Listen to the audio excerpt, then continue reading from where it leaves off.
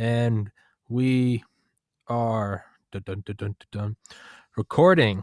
For everyone on BitChute and Rumble and Spotify, you're getting it today, Tuesday, March 2nd, 2021 at 3:10 p.m. Eastern Time. For all of those of you on YouTube, I can't post there because I have a week suspension for posting wrongthink.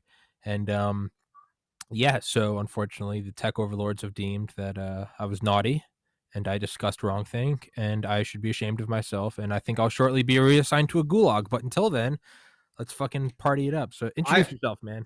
I'm David O'Neill.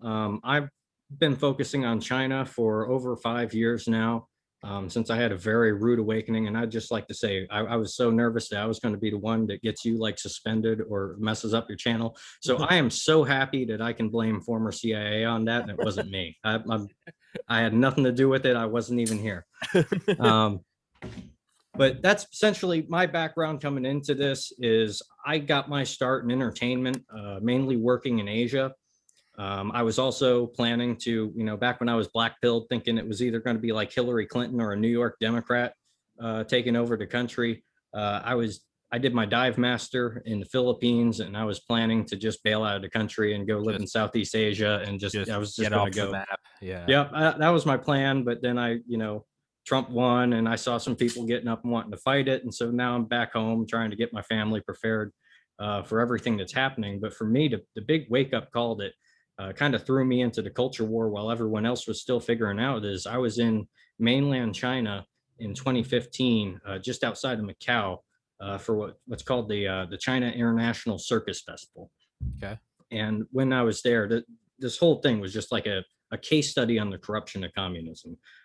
They had hired, it was only the second year they were doing it. They had overhired a ton of acts. I was basically redundant personnel, just confined to a hotel for about a month. And I was told from the managers there that, yeah, they're just overhiring people so that they could jack up the budget in the first few years. So later on, they cut it down and pocket the rest. And during my time there, this is when President Xi Jinping was meeting with President Ma of Taiwan in Singapore. First meeting since like 1950. It was a really big deal. And I was sitting, in my hotel room, and I'm watching CNN, because really the only two English channels I could watch is like CNN and MTV, during this whole speech. And I'm, just drinking scotch because I've got no work, nothing really to do. And it was the most weird experience I'd ever seen in my life, because Xi Jinping's talking, everything's fine. The camera cuts over to Ma of Taiwan. It doesn't even cut to commercial. The screen just goes black. You're not allowed to see it. Fuck. You are not allowed to see it. And when I turned on MTV, they had, some kind of video music award, whatever the hell they have going on. And it was like the censors were playing whack-a-mole with cleavage, like trying to blur out all the cleavage. And they were doing a really bad job at it too. We'd go, and everything about this circus festivals, there's copy and paste in hotels from all over. There's basically a copy and paste of the Atlantis. We'd go in to sit in and listen to these officials give a talk, and it'd get translated through 2 or 3 different languages, and you just hear these strange titles like, this is the minister of countering like pornography and censorship, just weird stuff like that. And so at that point in time, I was just like, holy fucking shit. Yeah. We cannot ever allow this to come back to the United States. We cannot ever allow that to happen here. Yeah. And as soon as I came home, it seemed like it was like that, objects in the mirror are a lot closer than they appear. Like I felt like I was getting chased home by this stuff. Creeping in. Yeah. And so that was kind of like my big wake up call to what we're now calling the culture war. And that's why I found you through Don the Pleb. And it's one of the reasons I really like his line. This isn't a conversation, it's a war, because that is very much what's going on. The people we're fighting are essentially, they're theater nerds with law degrees. They operate through post-truth politics, and that they use is essentially their version of takia, lying to the infidel. Mm-hmm. And once they believe that you're in that club and whatever, they just believe, because everyone's always been lying about politics, they can sell you whatever line they think will accomplish their goal. And that's the way that they operate now. And that's the kind of enemy that we're fighting now. And it's very easy, especially if you can convince yourself that the other side is, it's like Don always shits on me because, I'm always like, can't we agree to disagree? And he's like, dude, they don't look at you the same way. And so they don't. Whereas I'm like, my buddy Ernie that comes on, I'm like, hey, Ernie, he's a Democrat, I'm Republican. I'm like, I agree. And Ernie is a respectful guy. but then you look at the other side and it's like they just carte blanche. It's like, "You're a fucking Nazi, shut up." And it's like, "Well, can I present my argument?" And it's, "Shut up, fascist." And it's like, "Oh, you've already reduced me Yeah, to a Nazi in your mind." they have a formula, a strategy, and a game plan, and they're simply executing. Mhm. And that's essentially when we're looking at the upper end of the foreign policy establishment that runs things, and essentially the green NGOs. I call them the watermelon communists, because you'll meet these people that work for the Green Party. I know a politician, or I should say, I did know him. He works for the Green Party in Australia. And I was an atheist back then, and I didn't believe in anything like demonic possession. But I remember we were talking one time, and he couldn't wrap his head around the fact that I, as a libertarian, enjoyed Rage Against the Machine music. And so he's like trying to sell me on communism because I like Rage Against the Machine. And the subject of the Constitution came up, and I mean, he just started like foaming at the mouth, like he understood that the Constitution is the one thing in the world that is in between them and being able to knock over the concept Global of domination. liberty, and yeah, and getting into global domination. It's like he understood at that very moment that that's the one column they need to knock out from under us to get their goal. And I it was this was before, like, the whole culture war escalated too. I want to say this was probably 2012. We're just starting to see it kind of come out. They weren't quite knives out for us right yet. It was back, like, yeah, he's a Bernie bro, he'll talk about why we should have socialized medicine, but they're not like red guards coming to kill you yet. But that was the first time I really saw these people like will foam at the mouth when the actual hardcore radicals are out there that are fully of the mindset the kulaks deserve it. If you Yeah. Oh, push these people, that's what they will say.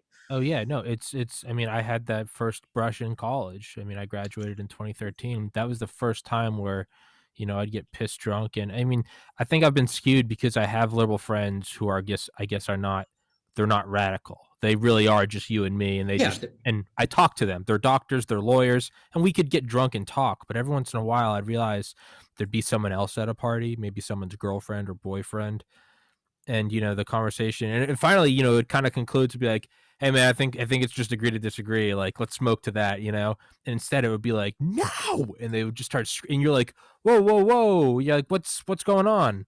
And it's like, "Shut up, no," and you're just like, "Oh, whoa, there is nothing outside of this for you. yeah, This is, you truly, I mean, I guess you got to respect your enemy that their propaganda is that good. I mean, how else are you going to go storm the beaches of Normandy? I mean, you have to truly believe that they're Nazis, and they were. But man, there's no agree to disagree. There's screaming, "Shut up, censor, censor, block him out. He is dangerous. Fuck you." And it's just like, dude, there's no self-awareness there.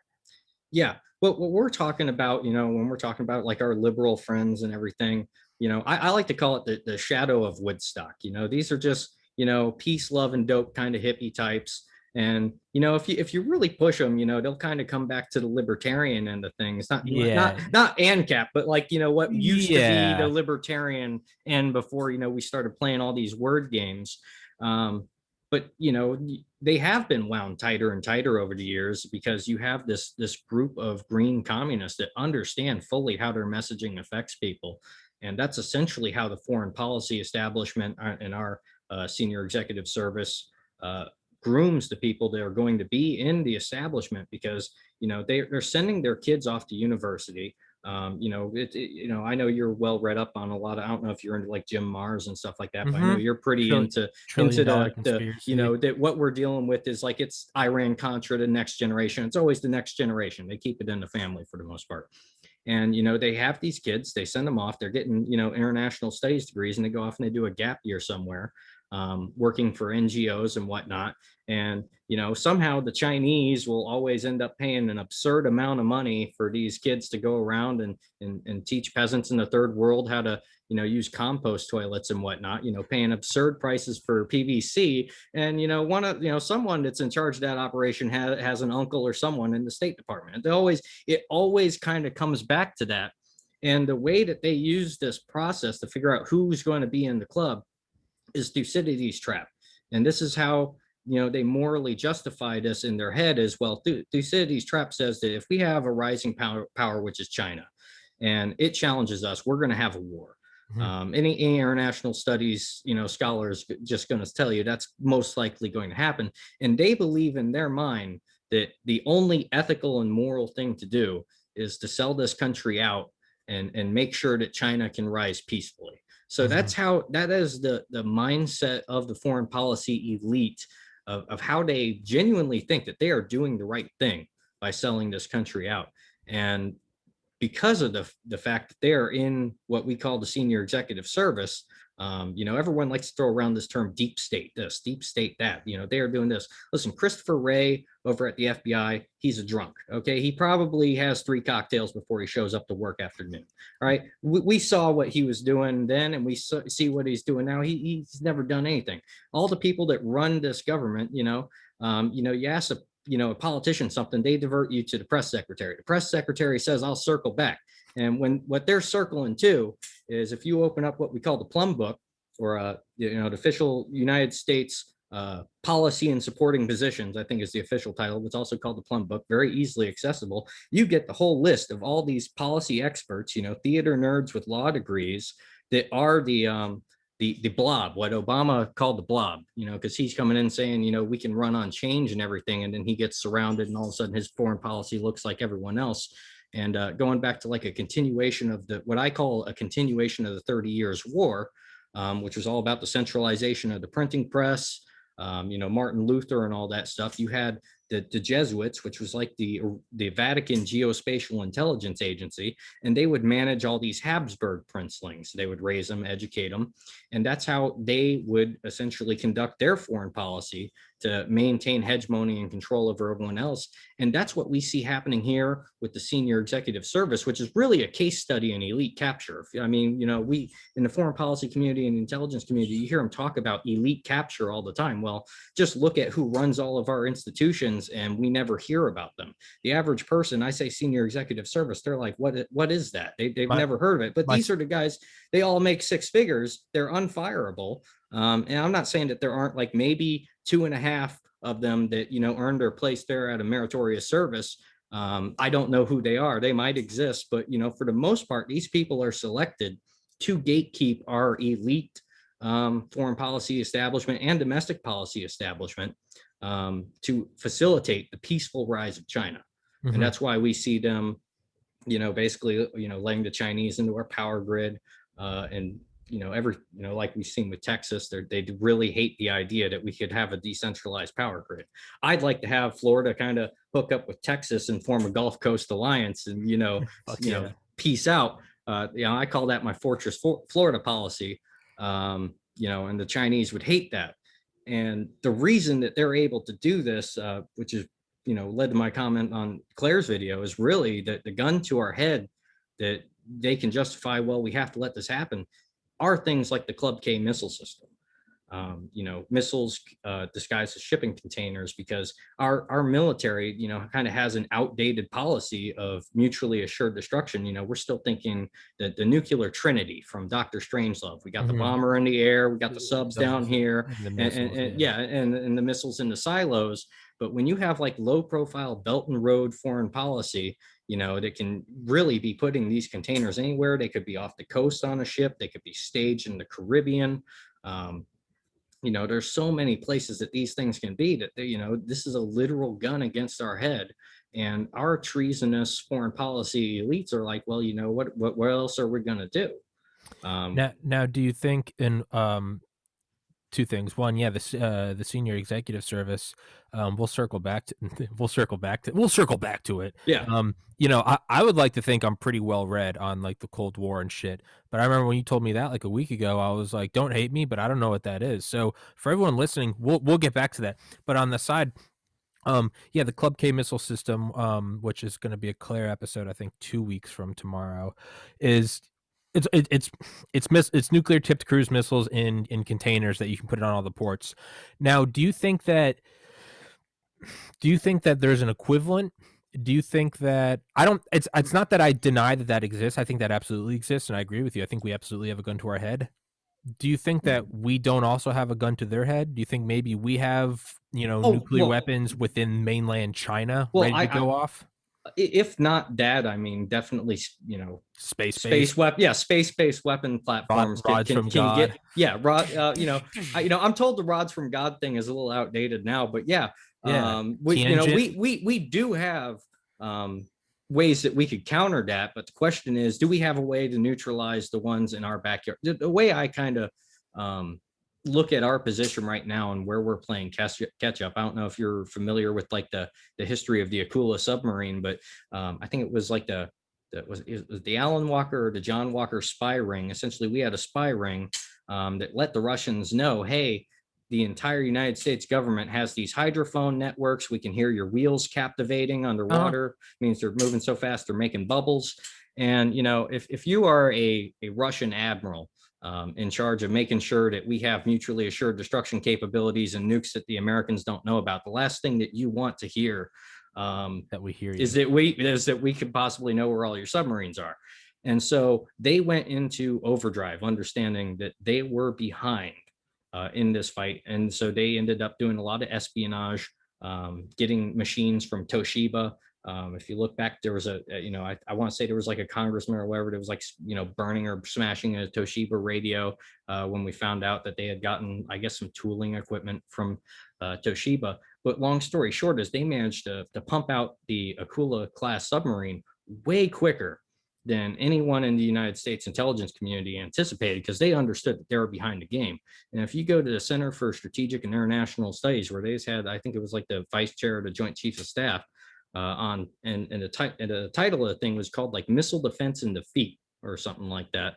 And listening to the whole thing, there's not a whole lot of valuable, because he's just like, I can't talk about classified material. But what struck me about the whole thing is, normally when you listen to military guys talk, it's like compartmentalize this, compartmentalize that.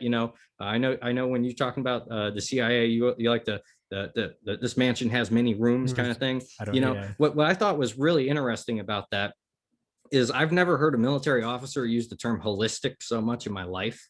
He kept throwing out the term holistic, and he kept emphasizing, how do we deal with this? There's no lines and borders anymore. Like, how do we deal with that? And I was just like, well, I mean, a little late to the party, but I'm glad they're getting there. Knocking on it I'm now. really glad they're getting there. Do you think that? So one of my guilty pleasures is I love reading about the Strategic Defense Initiative, and the thing that really offset it was when Reagan visited NORAD for the first time, and they're showing him like how quickly we can just vaporize all the Soviet Union, and he, you know, great, what's our defense? And they're like, well, nothing. Like, we have some bunkers, and you'll be able to wait it out there. I mean, and so will your great grandkids. But no, we can't actually stop them. It's all based on mutually assured destruction. And he was terrified at it. Not that he was that we can't actually stop them. Part of me almost gets a little bit of comfort from that, because although the Chinese may have a gun to our head with the Club K missile system, it might be that we've always had guns to our head and we have guns to their head. And yes, there is nothing we can do to stop the Club K missile system, in the same way that Reagan realized there's nothing we can do to stop a mutually assured destruction. Might be the pinnacle of global security. Yeah, well, it is, and there's no way to get around that. My biggest fear is that we're no longer necessarily dealing with independent state actors, Mm. and that we're dealing more with a kind of dark coalition Mm.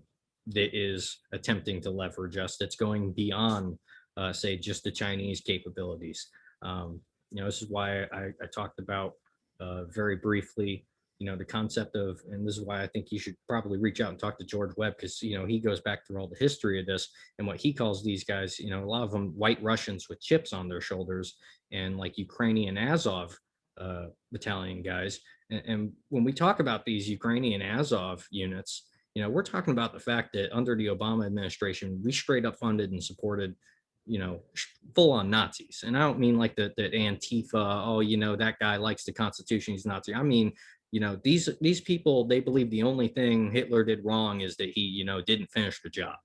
Okay, that's the kind of, and they're not, in their defense, these are Western Ukrainians that remember the Holodomor, and they really have it, you study what was going on during the Ukraine crisis, before things really, kicked up, they were also passing like anti-Russian language discrimination laws. And of course, in Crimea, I forget if it's 20,000 or 30,000, military personnel they have already there. And they have families there. They have a naval tradition of being in this region and serving the Russian state through the Navy there. And they were passing these anti-Russian discrimination laws. Like everything about the Ukraine crisis played right into Putin's hands. And a large part of that comes from the fact that our think tank institutions, our Brookings Institute, their little lawfare section, which, by the way, if I went into any foreign country and I opened an organization called Lawfare and I started like hiring former military officers that like took a swing at the president, like Vindman, and started having a bunch of lawyers figure out how we could dismantle the country, I'm pretty sure I would be put up against the wall and shot, like anywhere else if I did that. But here it's all right if we go down that road. Yeah, no, you wouldn't be. No, they wouldn't give you the decency of the wall.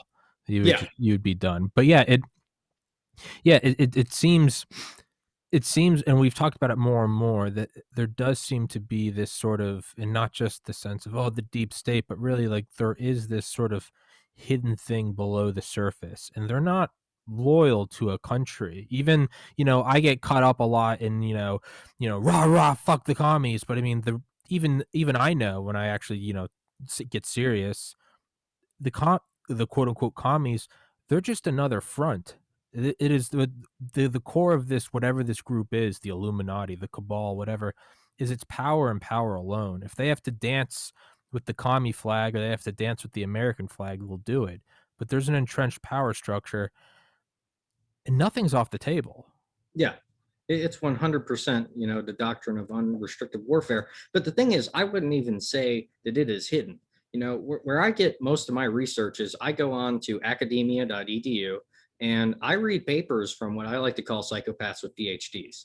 And if you understand the language of academia and you understand that, their terminology and how they would describe things is not what, an average person would use, you will see everything that these guys are doing. There was a project called the Mexico Indigena Project. I'm butchering the name because it's got all kinds of accents and whatnot.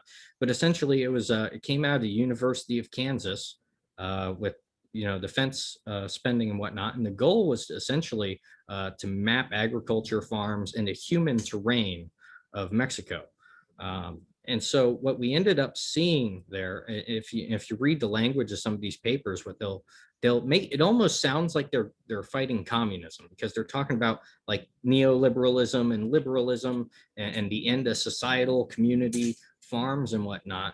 But we know that they don't fight communism. We know that they're about mapping the human terrain so that they can control it. So if you go through and you read any of those papers and you just understand that when they say liberal or neoliberal, what they're really talking about is their technocratic regime and whatever that will one day look like. If they have to paint the communist red over it, they will. If they have to paint anything else over it, they will. It doesn't matter to them.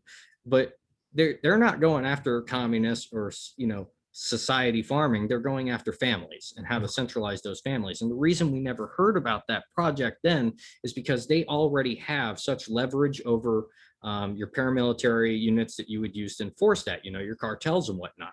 And they're professional, and you only hear about them when they decide to put garbage bags of bodies on someone's porch to leave a message. But now we're starting to see that same formula that they used in Mexico. You see that now happening in India. Greta got kind of hit for leaking the activist toolkit and whatnot. Yeah.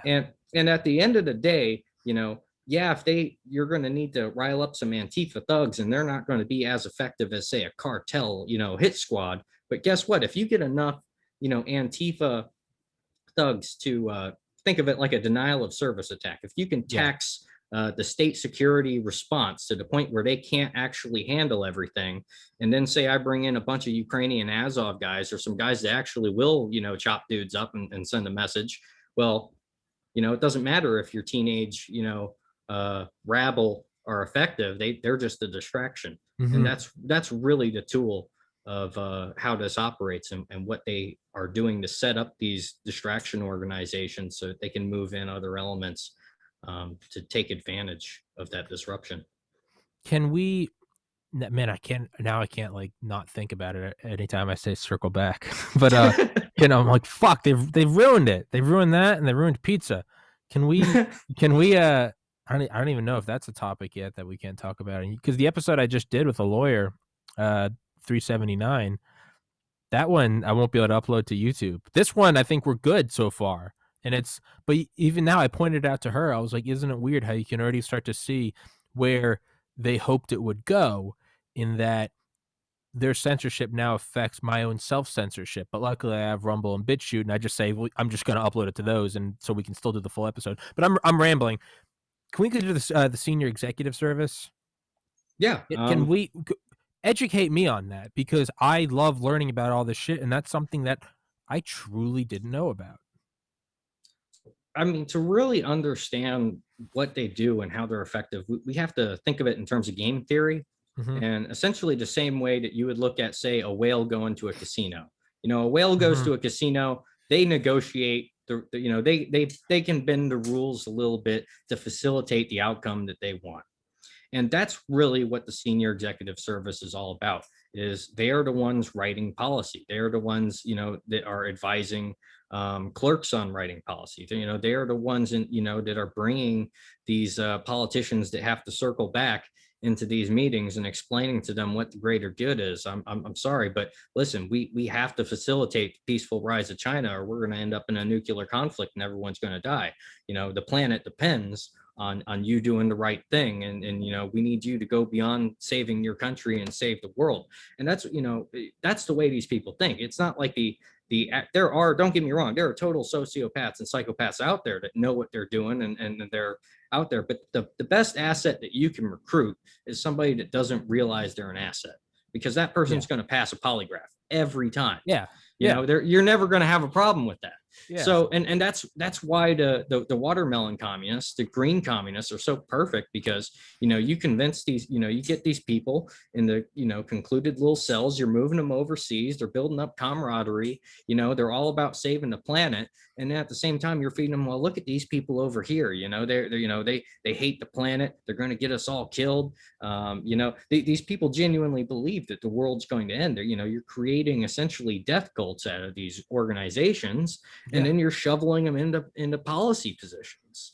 And so it's pretty self-explanatory when a crisis happens and all of a sudden our power grid is completely compromised by a bunch of clowns and malicious actors who are like, I'm sorry that the windmills aren't enough to power the state of Texas. How dare you want to depend on fossil fuels though? Grandma, she's breathing out carbon. She doesn't need to heat. We'd be better off without her, honestly. And that's the way these people think at the most disgusting level. That is their mindset. Yeah. And there's a good quote, the most dangerous man is the man who knows he's right. And it's not that the man who is right, the path to hell. It's that the man who knows, it's whether or not that he truthfully knows, but he knows he's doing it for the greater good. He knows he's doing it. That's the person that, man, it's one thing if you're just doing a job, you're just conscripted and you're a mercenary. It's another thing if you're a radical and you truly believe what you're doing, because it's kind of like the polygraph ish. It's you believe in your heart what you're doing is right. Now with how do you say it? The Thucydides trap. Thucydides. Yeah, I know what it is. I just can't pronounce it because I'm a retard. But like the Thucydides trap. Now, do you think, let's just play devil's advocate. Do you think that the allowing the peaceful, because it's weird, because I didn't know this, but Annie Jacobson's book DARPA, The Pentagon's Brain, which is very good. And I know not everybody likes Annie Jacobson. I like her, but she's got a sexy voice. But her book DARPA, The Pentagon's Brain, they talk about, I didn't know this, but right after World War II, for like 2 or 3 years after, because who is it? Who's the head of the KGB that really pushed forward the atomic bomb test? Not important, but we thought about, there was actually open discussion first, within the military, but then publicly, about nuking the Soviet Union before they could get the nuke, because the idea was there will never be a a power dominance like there is in the world right now being 1945, 46, 47, 48, up until 49 when they fuck, I'm having a brain fart, when the Soviets detonated Joe 1, their first fission bomb. The United States debated, should we just go in and nuke the Soviets so that, Preemptive threat reduction. Yeah. and then anytime anyone ever tries to even start building a nuke, we'll nuke them. And then the idea was, hey, we have to decide whether or not we're going to do this, because once they get it, this leg up is never going to exist again. The Soviets detonated their bomb years before we thought they would. We picked it up with a sniffer plane off the coast of Alaska, and all of a sudden that option was gone. Now, there was no fear of a Thucydides trap about, what about the Soviets? We need to squash them. No, that was America being, maybe I'm brainwashed, but that was America not being evil. If the Chinese get ahead of us, they're not going to be worried about the peaceful rise of America. They're going to squash. So why? Yeah, now, do you they're think 100% realists? So I say all of that to say this.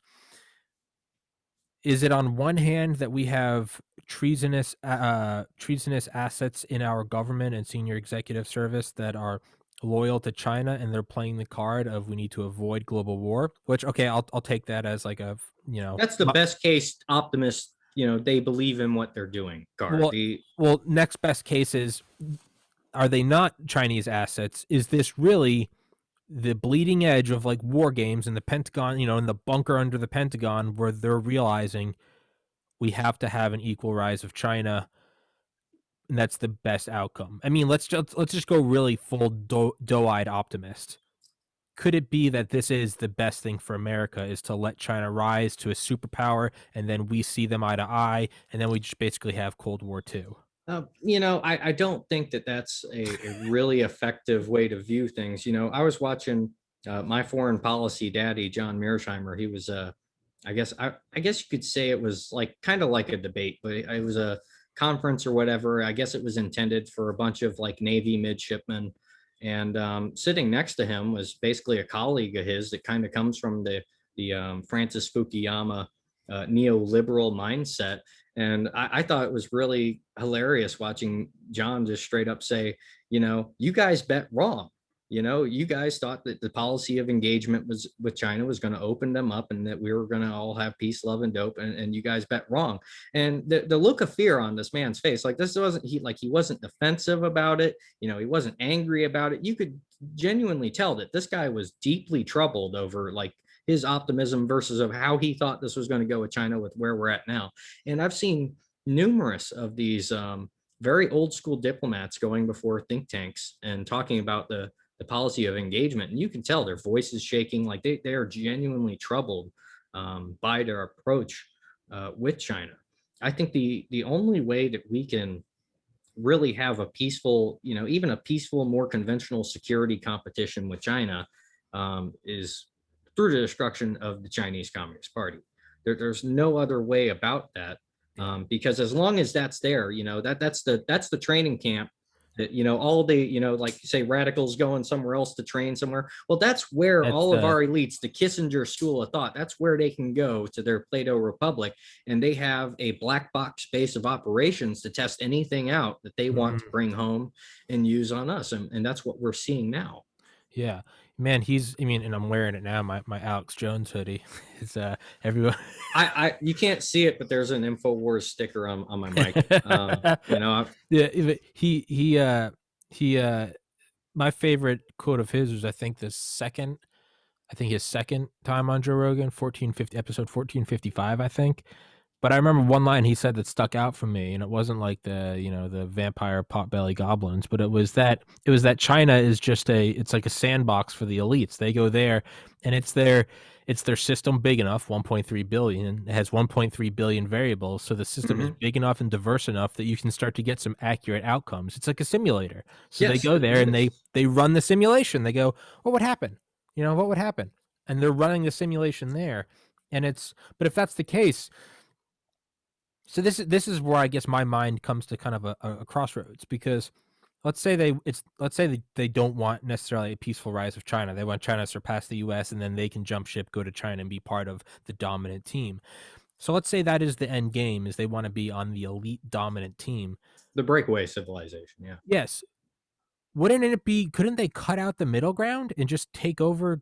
Why wouldn't they just, if they're in first place in the United States, why allow China to go from second to first and then jump on board first? Why not take the place that's already first?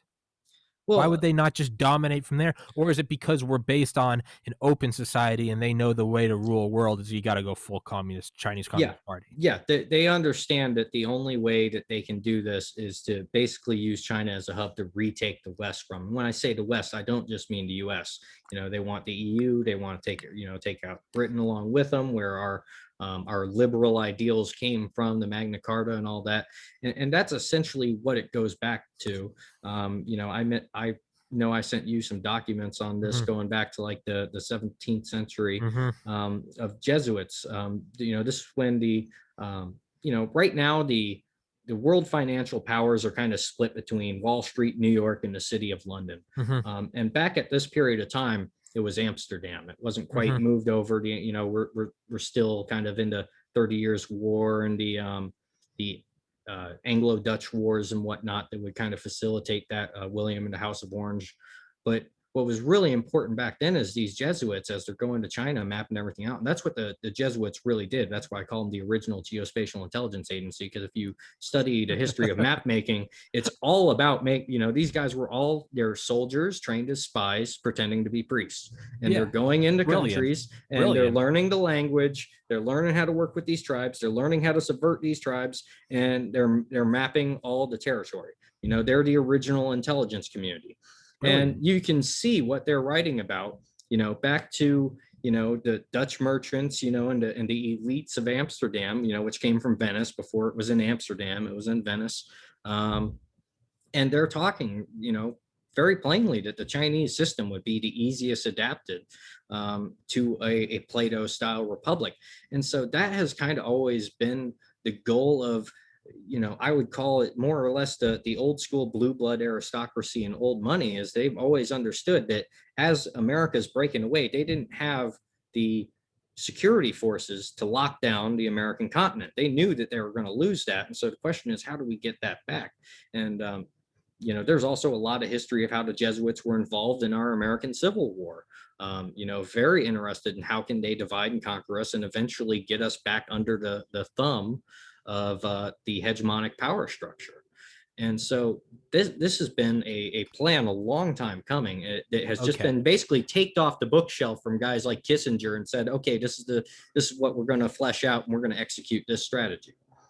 Okay, it's starting. Okay, I'm starting to piece it together now. Okay, yeah, America, it took off. It got bigger than they could control, and it was kind of a. They started it as a bonfire, and it turned How into do a we get forest. it back? They Yeah. went fuck. It turned into a forest fire, so they did the next best thing. They came over here, took it over from within. You could see the single superpower.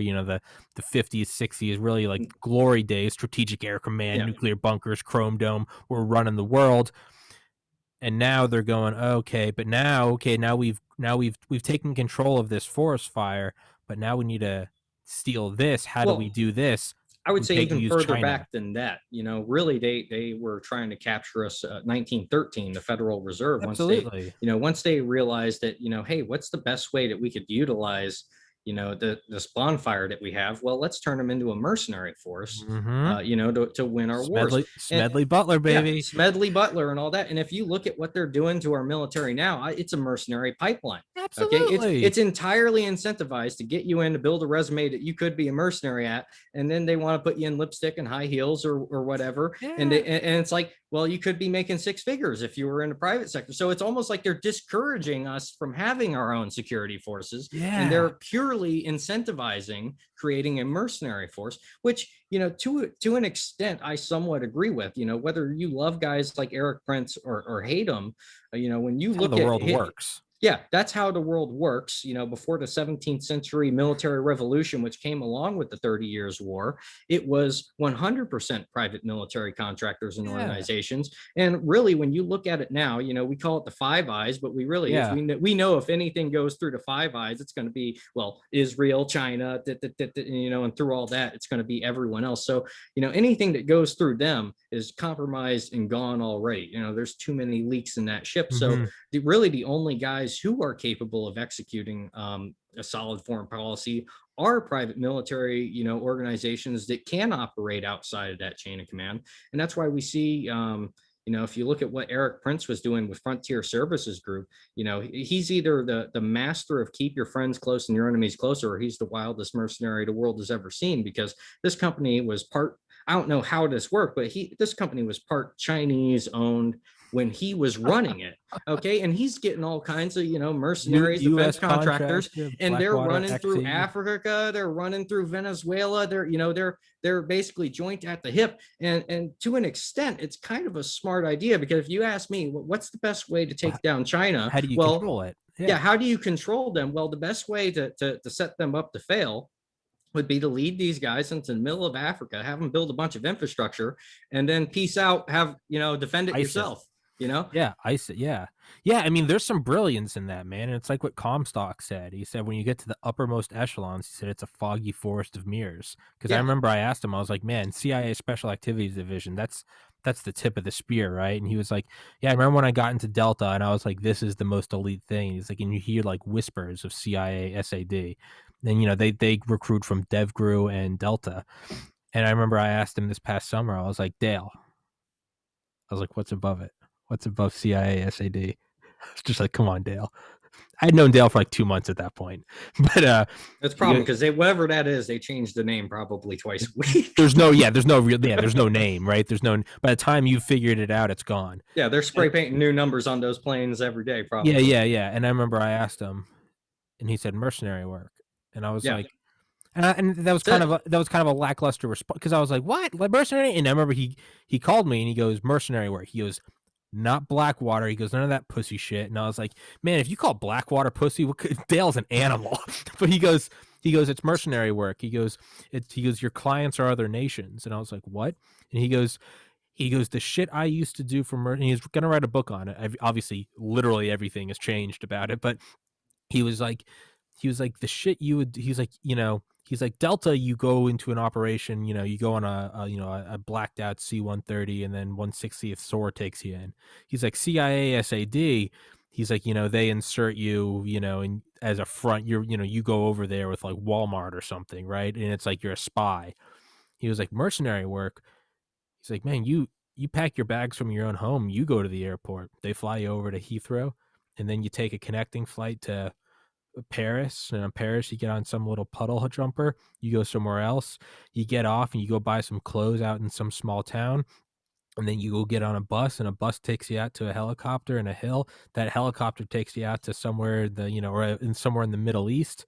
He goes, you get off there, they give you, you get, you're met, and there's a dead drop of like cash. You go to the black market, you buy the gun and the robes there. He goes, there is zero footprint. He goes, it's true James Bond shit. And I remember thinking, I was like, holy fuck. And he's like, if it's Delta and DevGru, he was like, that's not the tip, because that still has America on it. He was like, he's like, solo mercenary work is the absolute. He's like, that is the blackest of the black ops. But so then it comes down, like you said, wasn't that line from, was the movie Sicario, the movie all about, Sicario. yeah, but I know there's the great scene where they're at the That border. I've never watched the whole movie. I've just watched oh, the clips on YouTube. by the way, the ending, one of my favorite endings. Oh, where he kills the family. Yeah, I love I love the breakdown of that scene, and someone's like, it's brilliant, because notice, kills the mother first, then kills the kids, because no mother should have to watch her kids die. And I was like, that is smart. And then you wait and let the husband kind of watch. But point finish is, your meal. Yeah, yeah, and finish your meal. But like, keep eating. But like, at the very end, or there's a line in it, maybe it's in the second one, I don't know. I've never watched the full movie, but there's a line in it, and they're talking about like all the cartels warring, and so there's like someone finds out a thread, and they're like, what's this CIA doing here? And and someone says, and they're like, don't you understand that like the best case scenario is when all the cartels are working together, because it's much easier to keep one organization under your thumb than a bunch. And it's like, that's a dirty, brutal answer, but in Hmm. the world of realism and the worlds of James Jesus Angleton, they look at it as how the world is. They're not optimist retards like I am. So if we're looking at something like China and we're like, they have a Club K missile system to our head, and we've probably got some fucking, yeah, rods of God, that's old school. We've got some directed energy bullshit. I think Elon Musk Starlink, if you don't think that's a Trojan horse for the Space Force, I mean, Hey, Elon's going to be dropping cars on people. All right. Elon's going to So, be dropping cars. It doesn't matter. They're still coming in at terminal velocity. But I hey, mean, it'll work. it'll work. But I was thinking, man, I bet if you get into the uppermost echelons, they come in and they're like Agent Musk, and it's like, because what does he have? He has a link of satellites around the globe. Don't try to tell me that's not a weapon system. Fuck you. But not you in particular. I mean, like, I know. but like, no, you in particular. And you're like, Tommy, I never said anything about Starlink, and I'm like, no. But foaming at the mouth about Starlink the same way that guy was foaming about the Constitution. But if you wanted to control your enemy, instead of just trying to kind of go the whole Cold War route where it's like, we will meet them on every front, it's like, that sounds great and all, but what's the more realistic way? Fuck, is you get some mercenary company and you go, hey, China, do you want to go do some Belt and Road Initiative? And China's all like, ching, ching, chong. And then they're like, well, then now I'm going to get banned. But like, you do that, but then you just control the mercenary group. Hey, did you disappear, man? Oh, no, you're back. I think you're back. You're freezing up, David. I think David's freezing up on me. David. Sorry for everybody listening. I don't know what the fuck just happened. David? David, you still there? Oh, I think we're back. Yeah, what happened? Was that me or you? No, I think that was me. It says my internet connection was unstable yeah, there for a moment. okay, sorry, but no, the way I realized you were still, and I was like, I don't know if I'm just talking a lot or if he's actually brilliant. I'll just move my head a little bit. Yeah, just kind of bob and weave. But yeah, how would you keep China under wraps, right? So the true genius of this, because if you lead China into a place like Africa and you provide the security and you allow them to build a bunch of infrastructure, and then you pull that security rug out from under them, and they have to defend themselves. Spread thin. The true genius about that is if you understand Asian culture and how important the concept of saving face is in Asian culture, the idea, if you're dealing with a counterinsurgency situation, you have to accept it. Now, even if you do everything right, eventually some farmer is going to make a fool out of you. All right. It's just going to happen. Some farmer in pajamas is going to do it. And as soon as that happens, I mean, from an American perspective, it's like, all right, that sucked. On to the next one. On to the next war. But if you are a Chinese officer per se, and that situation happens to you and you have to save face from that, that is it's like a glass military for them. They would never want to put their own individuals in that position to even risk that. And if they do, they're going to want to keep it real quiet. And that's why, like, when we see, currently the conflict zone, it's really escalating. I've been following this area. I was planning to go on a little scuba vacation there right before COVID hit, and it completely ruined all my plans. I had all the little journalists I wanted to interview and everything all planned out. But I wanted to go to Mozambique because right now what we're seeing in northern Mozambique, Cabo Delgado region, there's a massive escalating insurgency. And part of the reason is they found a massive amount of natural gas that they can get out of there. Exxon is the one that basically the majority of that contract there. And if you know the history in Mozambique, it's nonstop civil war. The government is far from centralized. There's no centralized military. There's militias around in these local areas. A lot of them don't even speak the same language. I remember I was looking at like a language map, and it's just like, if you had to recruit interpreters or anything to actually try to talk to these people or whatnot, it would just be insane because none of them really do speak the same language. Even if you got some guy that speaks, Portuguese really well, and then the African dialect and all that, you're still going to be a huge issue. And so the government with, the centralized government's based out of far south, and Cabo Delgado is in the far north. And so they're seeing all these, essentially foreign contractors getting rich. They don't feel like they're getting the kind of development in their community they need. That some of them are getting displaced from this. And I want to say that it's probably Qatar that's providing some of the funding and everything, because we're seeing, radical clerics come down from Somalia and start to kind of create this Al Shabaab ISIS hybrid fusion thing, whatever they want to call it. But, we're seeing all kinds of things. There were Russian mercenary units that were originally trying to put it down.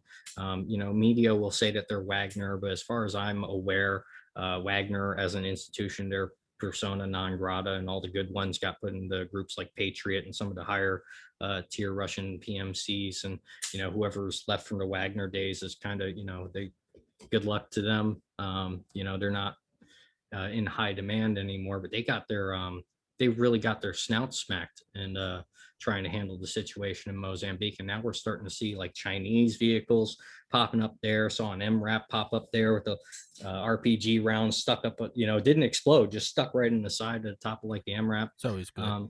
So yeah, it's a really quickly developing conflict zone in Mozambique, and which traditionally is a heroin economy, was like your black tar and stuff coming out of Afghanistan through Pakistan, the Gwadar area of Balochistan specifically. And they would run these things down on 60-foot dhows, very small amounts at a time, not too many eggs in one basket. And Mozambique was essentially like the Amazon warehouse where all the decentralized packages are put back together.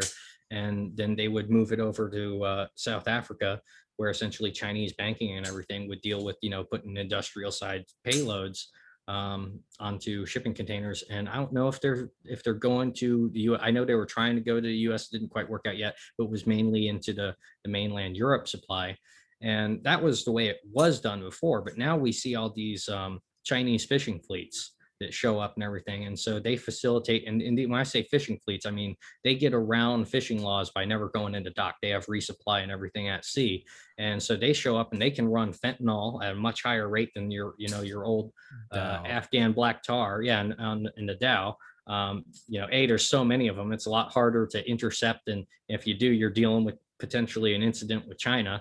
And on top of that, they're facilitating all kinds of other black market trade going on there. For example, I know the wood trade, they're cutting down a lot of trees and facilitating the wood trade, so they can be coming over moving fentanyl or other things in, cheap booze. I know the North Koreans, they like to piggyback off of what the Chinese are doing, and they'll be filling up little Smirnoff bottles with, homemade hooch or whatever and trying to pass that, but, they'll be coming in, offloading, heroin and taking back wood or something like that. And, you see, and that's really how we see Chinese diplomacy nowadays. And that goes into where we see in the Caribbean how they're moving in there. They have a much lower profile. When we look at Gwadar, Balochistan / Pakistan, we can see they're building a Chinese colony there. You can see that from, there's papers on it. You can see it from the satellites.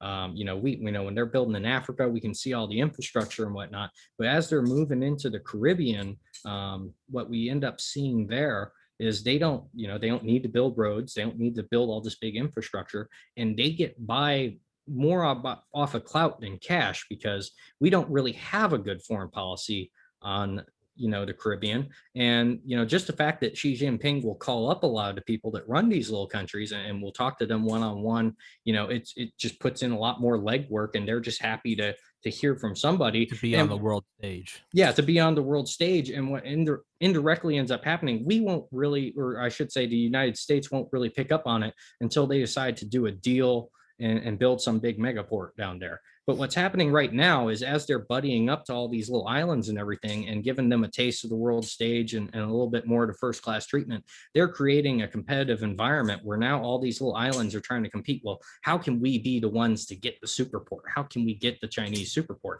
And that game's already happening as we speak, and that's why we need to be a lot more proactive about monitoring, Chinese Belt and Road options, because most of the time we don't really talk about or even notice it until they've already built something massive. Now, okay, now let's go even deeper. Is the game plan let China go through with their Belt and Road Initiative and then force them to either have to spread? Okay, actually, okay, maybe it's kind of fucking coming together. China's doing their Belt and Road Initiative, and they're using Eric Prince in their and Blackwater, where the fuck its name now, XE, or even who knows the fuck it is. I don't know, because he sold out of his position in Frontier Service when Hong Kong started Mercenary Corps. cracking down. Yeah, when Hong Kong got, as far as I'm aware of how this worked out, when Hong Kong was getting the screws tightened, so to speak, he pulled everything out of there. And as far as I'm, they closed up shop of what Frontier Services Group is. But it doesn't really matter, because Eric Prince has the people that work for Eric Prince, they don't care what name is on the paperwork or the plane. They work for Eric Prince. So it doesn't really matter. As long as he has some kind of foreign royalty to home base out of, he's it's a shell game. It doesn't fucking matter. It doesn't matter what name's on the paperwork. It's a nomenclature game. Yeah. So whatever, we'll just call it Mercenary Corps. We'll just call it Blackwater for the sake of no, because I don't want that to get fucked. Well, I go back to St. Augustinian thought, which I just think all government, it doesn't matter what window dressing, what you want to put up on it, is comprised of pimps, mercenaries, and whores. These are the oldest professions on the planet. They're never going anywhere. They're always going to be here. And anytime we try to pretend that the world is not run by these three elements is when we're convinced the devil doesn't exist, and the pimps will start selling us out and start acting in ways that are not in our national interest. Yeah, right. And so that's why we have to learn. That's why I always say, like, we need to stop using the term deep state, and we need to start opening up the plum book and saying, hey, who's the senior executive that is in charge of writing these policies?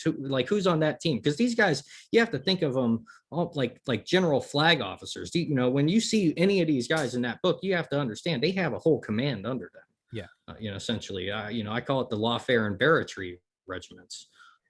So for the record, I'm not suicidal. Just in case. Me either. I'm a narcissist, and if I'm backed into a corner, I'd like to think I'm going down in a fight. So like I have no intention of shooting myself in the back of the head twice or three times or however many. Yeah. I see. This is what I tell people as I lost a sibling to suicide in 2014.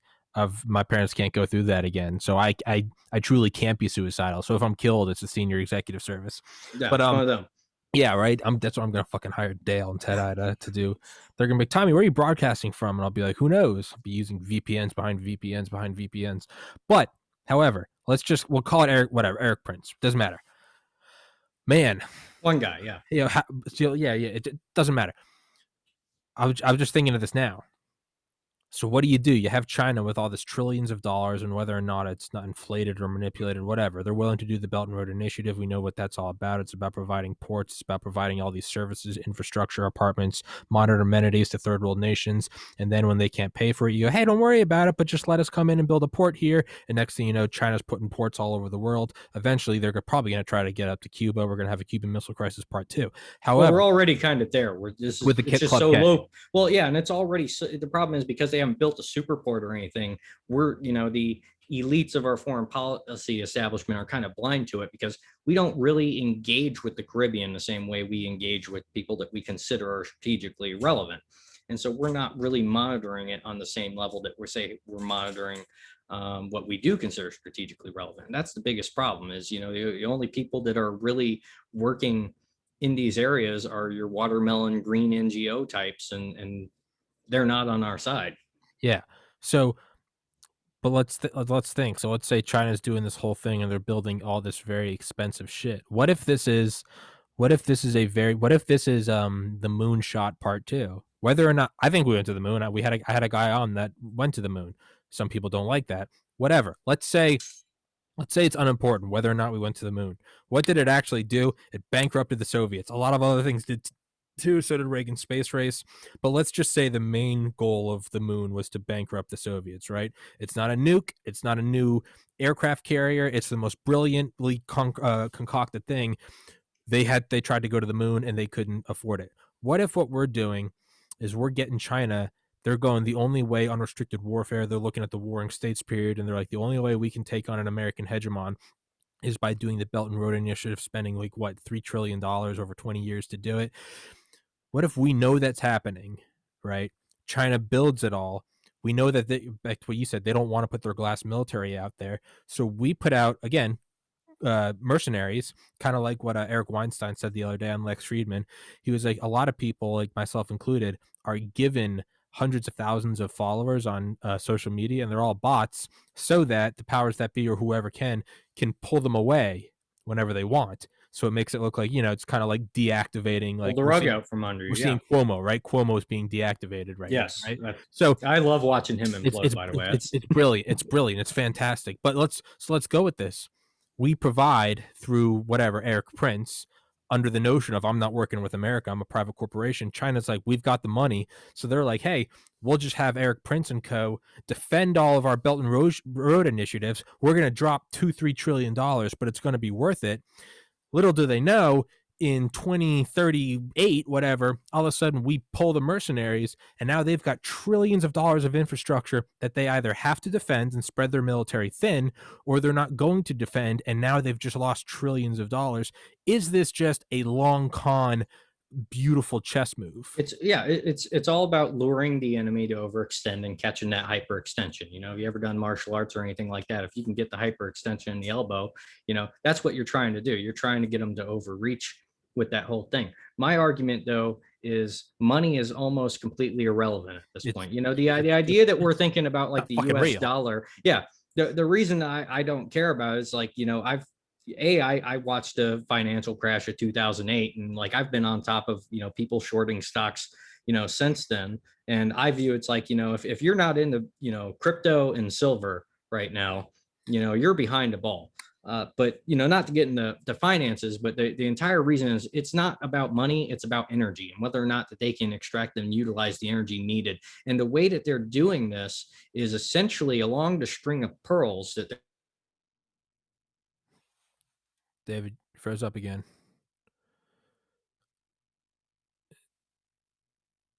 David froze up again. Froze up again, my friend. I'll have to message him again. Sorry for everybody listening. Our internets are dropping out.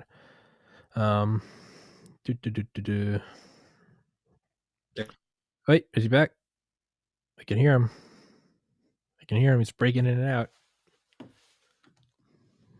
David? I think we lost him. Wait. There he is. He's back there again. we go. Yep. No, yeah, sorry. You were saying string of pearls? Yeah, so along the string of pearls, their entire goal, and this is what we kind of need to worry about countering them on, because they're already aware of the fact that they don't want to have to defend stuff on land in Africa. No one wants to do that. Mm-hmm. Absolutely no one in their right mind would want to do that. Yeah. So they mostly want to do it offshore. And the way we see them doing this is if you look at like BWXT style micro reactors, that's the company that basically makes like the submarine reactors and whatnot. And by the way, very interesting to note, if you look at their stock history, they were recently shorted. They were one of the stocks being shorted around the same time that Trump was talking about the potential for micronuclear reactors and Space Force and powering things in space with it. They were heavily being shorted, but China uses a very similar micro reactor essentially to his, because really for fracking, you're boiling water essentially, as George Webb, he always calls it the coffee maker. And I really like that term for it. But they're building these little string of pearls, and all you need is a little micro reactor and essentially a jet engine, and you have a fracking operation that you can, pipe energy out and take it home essentially. And so Exxon is set up to essentially to tap the well, get it up and out, and boom, it's off to a facility they have in China ready to go. And so that's the name of the game. Is it's not about money, because it doesn't matter if they run out of money. It matters about energy, and that's why they're so focused on our energy grid. Okay, so yeah, so that's kind of what I'm getting to, though, is like so energy, right? Well, energy can take different forms, and what you could say another form of energy is like, creating like steel girders. Let's just use that as an example, because that takes a bunch of energy to do, right? So it's even though you have this thing and it's not necessarily like a battery, but it's still kind of this thing that took energy to make, right? It's you're putting a ball on top of a shelf that now holds potential energy, and it costs you kinetic energy. So the Belt and Road Initiative, let's say they're building it. So it's not about, I agree with you, it's not about the money, because that's just fucking monopoly. It doesn't matter. You print it out. It's the idea that money power is like, no, dude, power comes from the barrel of a gun, not from a fucking rectangle note made out of, cottonous paper. Only thing Mao got right. Exactly. It's very useful if you can get people to believe that's where power comes from. But it's like Bane in The Dark Knight Rises, and I gave you a small fortune. Like, does that give you power? And it's like you realize like, oh, Yeah. there is no power in that. But however, so let's go back to energy. So it's not about how many trillions of dollars it takes, but if they're building physical ports and infrastructure and apartments and everything they're doing, if they're building that, that takes energy. For pulling the ore out, melting it, smelting it, transporting it, and Hmm. creating it. In a way, you could say that that is energy, and thus, if we can get them to expend all of that, and it might not be some coup where then we pull Eric Prince and then we go, ha, we get everything you just built. It might not even be us taking it. We might just leave it. Doesn't matter. The fact is it costs so much energy. It's kind of like if you go to China, if you're a U.S. company and you go to China, you have to build a factory. So even if you leave, you've now left that brick and mortar factory. They kind of have you by the balls before you even start.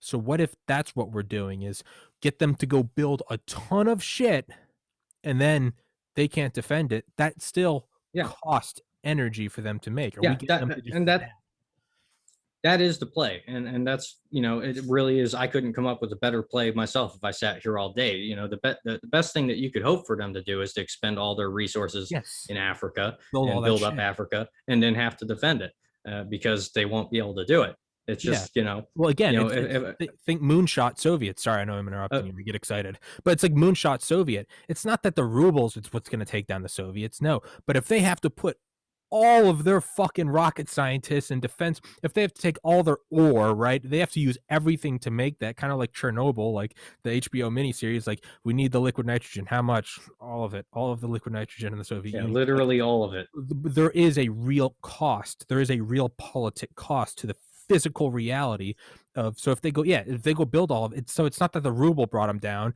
it's that they put all this money into making the Buran Energy or whatever fucking thing they did. Sorry, I keep interrupting you. I get excited. Oh, it's no problem. I listen. I'm happy to have people to enjoy talking geopolitics because I'll try to You're right. explain this. I'll try to explain this to like Gen Xers, and they claim they're not boomers, but they're boomers in every sense of the word, and they just their eyes just glaze over. It's like you try to explain like balance of power politics in World War I. Well, American history doesn't really start until World War II, and everything else is mythology. World War Essentially for American most of these history people. American history started on July 4th, 1776, and then like going under anesthesia for surgery. Well, it's like mythology at this point to most people. Yeah, it went from 1776, and then there was a literal tear in space time, and the next instant was December 7th, World War II, 1941, and that's where in America started. It Yeah. just in the beginning, FDR said, "Let there be a War Powers Act," and and it was good, and now we have America. Well, this is why, like I say, the way that we think about history is wrong because Americans think about history as a series of what we call them wars, but really they're battles. I will firmly state that we're in nonstop the continuation of the 30 Years War, and that goes way back. And America has been this country that has won almost every battle, but we haven't even realized what war we're in for the most part. That's the average American mindset, and that's what we need to start countering. That's why I like guys like Don the Pleb saying this is a war, not a conversation, and we need to start not only waking up the average American, but walking them off of the weather balloons and swamp gas in DC and onto the senior executive service in McLean, Virginia, because those are the policymakers that are controlling everything. Yeah. If we can, yeah, I mean, it is a little black pillish, but it's like, man, if you can vote them out, that's probably Yeah. not the House of Power. Yeah, Let's and call it that's the what it thing. is. We can't vote the senior executive Yeah. service out, and we can't fire them. So all that we can do is start. There's power in names. Name the demon. We need to start talking about them rather than the politicians, and we need to socially engineer a non-permissive environment where they either have to conform to a populist foreign policy and a populist domestic policy, or they need to pack their bags up and go to the country they want to serve. Mm-hmm. That's the only way that we can get out of this situation without it devolving into a justice system from south of the border and people's entire families getting honored with pyres of tires. Mm-hmm. Yeah, and we've talked about it. That's my whole psychedelic initiative, which I believe is going to be the ace up my sleeve that I think will be played. But we'll get into that in another episode. Let's Yeah, I don't want to mix geopolitics and Yeah. all the woo woo too The much, woo but woo. Yeah. No, I would be happy to talk that. absolutely. Yeah. No, but you got to kind of compartment. It's again, Yeah. the podcast is a big mansion, and I know not all the rooms. You gotta pull a little Jesus. Yeah, you gotta treat your audience You gotta know what what they're coming for. Yeah. Yeah, you gotta. Yeah, you can't. You gotta. Yeah, you're getting a product. If you're paying for a hand job, you're getting a Yeah, hand job. the guy coming to the geopolitics video might not want to talk about what's going on at Exactly. the Exactly. MK Ultra house. Yeah. Yeah. Yeah. Yeah. But it seems like, man, I was thinking. We see something. If I don't know if you've read Stealth War by General Spalding. It's all about I China. I follow China Uncensored and China Unscripted a lot, and the fact that you had Spalding on, like he's one of the guys out there that's definitely he's leading edge on what we need to be focusing on He's the and OG. getting our mindset into. So I'm very happy that you've had him on, and Yeah. that's definitely the kind of people that we need right now. I've been trying to get him back on, but he's playing hard to get. He's China's the dominating issue of today, so I'm sure he's in high demand. Yeah. But I tried to get him to get me Michael Pillsbury, because he also works at the Hudson Institute, the author of the 100-Year Marathon, but I never heard back from him. But point being is, so he talks about a lot.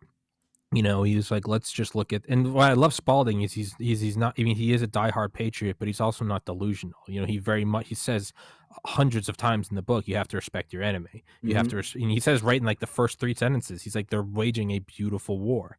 But he talks about one thing they do is like, what you do have with a Chinese Communist Party, which is essentially one big corporation, right? It's all danced around. If you have a board of directors and over a certain amount of revenue, no, sorry, if you just have a board of directors, you have to have a member of the CCP on there.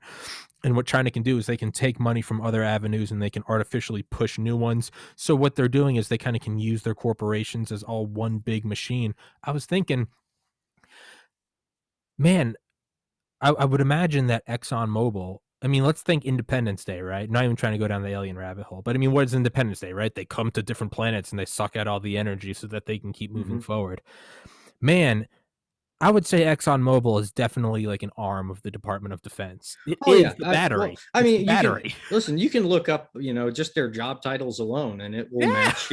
Hey, we need an intelligence officer for this, that. Then listen, Lockheed has a bigger espionage and covert, clandestine service than CIA. So let's. If you think the NSA isn't meeting with the CEOs of Lockheed and going, "This is what you need to work on," let's not try to pretend that there is no such thing as corporate espionage. Well, it's incentivized, because if they do anything through the official, government institution, that's subject to FOIA. Now, granted, they're going to do everything they can to not, respond to your FOIA request. But if we do it through a private company, it's not subject to FOIA. And so that's why it's like we've set up the game. The policy has been written up to incentivize mercenaries. Yes. 100%, and not in our interest. That's the biggest problem. It is incentivizing our mercenaries to go and serve foreign aristocracies and whatnot. And that's the issue that we have today.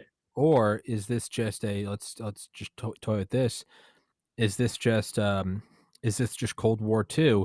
And are we just seeing like a newer iPhone or a newer Xbox? Are we just seeing Double Agent 2.0, where we create mercenaries and we go, if you want, you can go work for China, and China goes, haha, we got your guy. In reality, this guy's like, all right, I'm in position. Well, it's definitely a mix of that, and we see the same, and we know it's going that way overall, because we see the same thing happening from the Russian standpoint.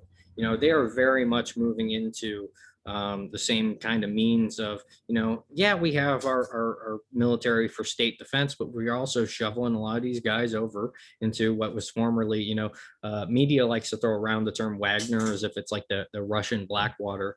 But there's a lot of these little companies out there, and that really is just the future is, not, no uniforms, no nothing like that.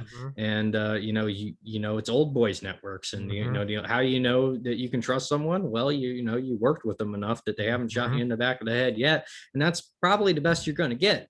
Yeah, but it almost seems like it's the same power structure, though. So it's whether or not they have flags on their shoulders that says, Special Detachment Delta, or whether or not it just says ExxonMobil. Well, to an extent, things are only going to change so much when it comes to the structure of how you're going to run one of these organizations. I know, Jay Dyer, I don't know if you're familiar with his work at all, but he's a power nerd at going through all these, old books and whatnot.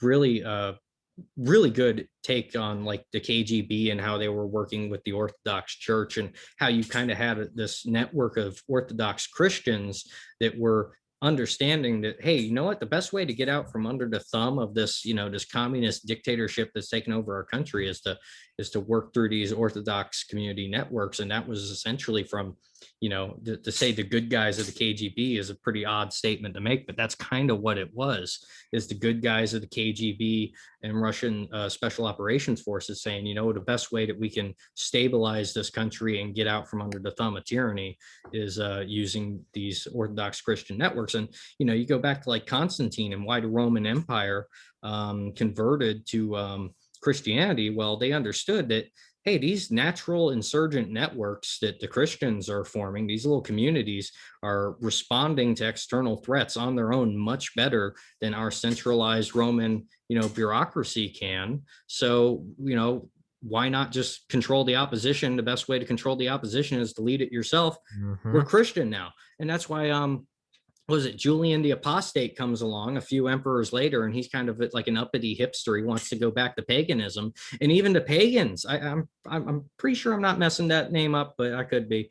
But essentially, his own pagans even hated him because he's like, they're not zealous pagans. They're just like, dude, this is actually working out for us. You're messing this up for everybody. And that's why, like, when he was killed, no one's really sure, was it his own men? Was it the Christians? Was it the pagans? Who did it? No one really knows. Some people claim responsibility because he was rubbing all the feathers backwards, and people understood the real politic that, hey, this Christianity thing's actually kind of working out for us. Yes, it's working out. It's working out well, right?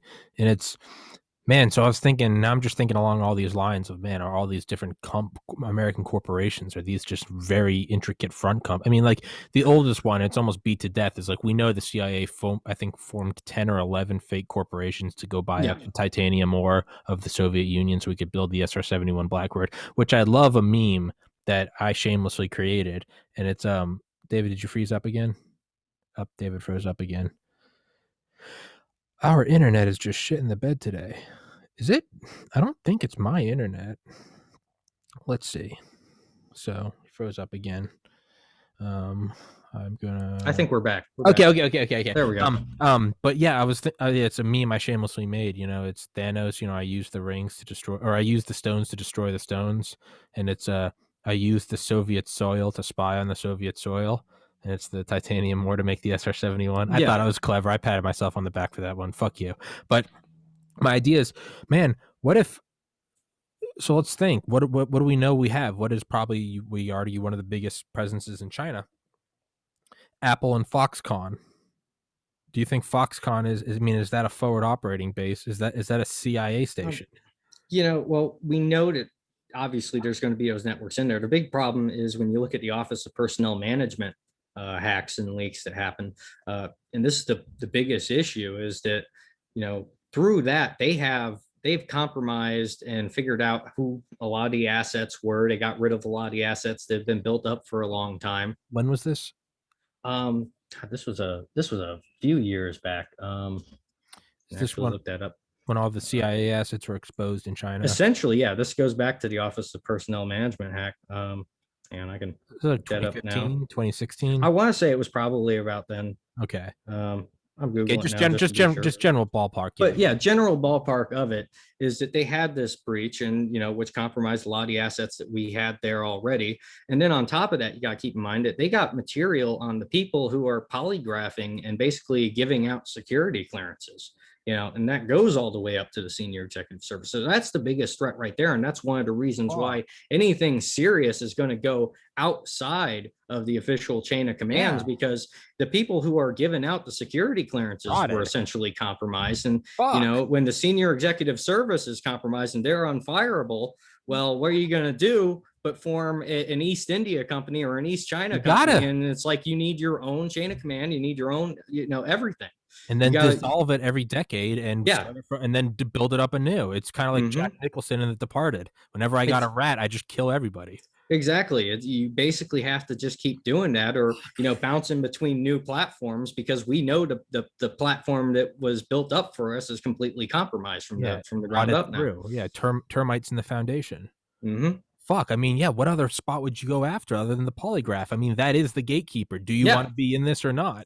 Yeah, and so if you can compromise and control the counterintelligence, that's why we no longer do counterintelligence, is because all the good counterintelligence officers, well, they're either They got turned. retired, they're either retired, gone whistleblower, like Kevin Shipp, who he went on record, I want to say 2012, his book From the Company of Shadows details a lot of, like, when you look at COINTELPRO tactics that they Mm-hmm. use to ruin the lives of whistleblowers, to go after your financials, to go after your Mm-hmm. family.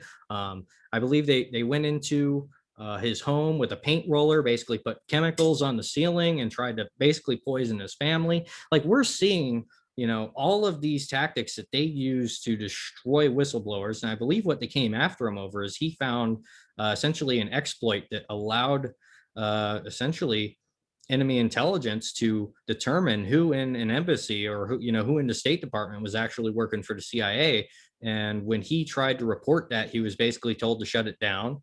And when he pursued further, they essentially tried to ruin his life and kill him over it. And we're seeing, it's just short of I mean, there's some debate on whether or not binary chemical or biological weapons are in use now against the American people. But we're certainly seeing everything else that they use to destroy whistleblowers being employed against just the average Joe who woke up and is like, why is my country being sold out? Mm-hmm.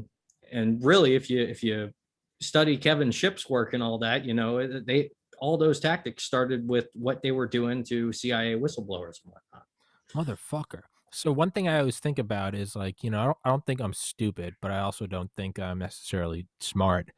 Um, I think you and I are You're probably, up there. You're up yeah. there. Oh, stop it, you. But like, oh, you're making me feel like a young girl again. But like, it doesn't serve anyone to think they're smart. That's never done anyone any good. All it does is make you complacent and make you No, we gotta assume that we're cocky. fucked and work our way up from the. You got to assume that you've got like applesauce spilled down the front of you. Mhm. It's that your shoes are untied and your teeth are, you got to floss out the crayons you've been eating, right?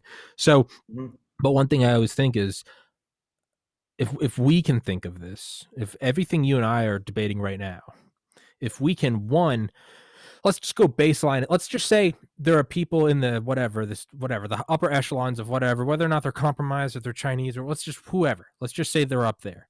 At the very least, if they have carbon copies of our brains, right, and they have the same computing power as us, what they do have an edge on us is access to information and intel. But now let's go a step further. There's probably smarter guys there. So if you got smarter guys who have access to more information than just like the websites you and I can go to, or the Audible books we can fish through, I always think, so if we can conclude this stuff, they can conclude this stuff, which means that they've got to be a step ahead. So do you think everything we're seeing is the picture, or do you think it's what they almost like a limited hangout? Like they want us to believe the Chinese are on the edge of overthrowing America. Like what would be the advantage of that?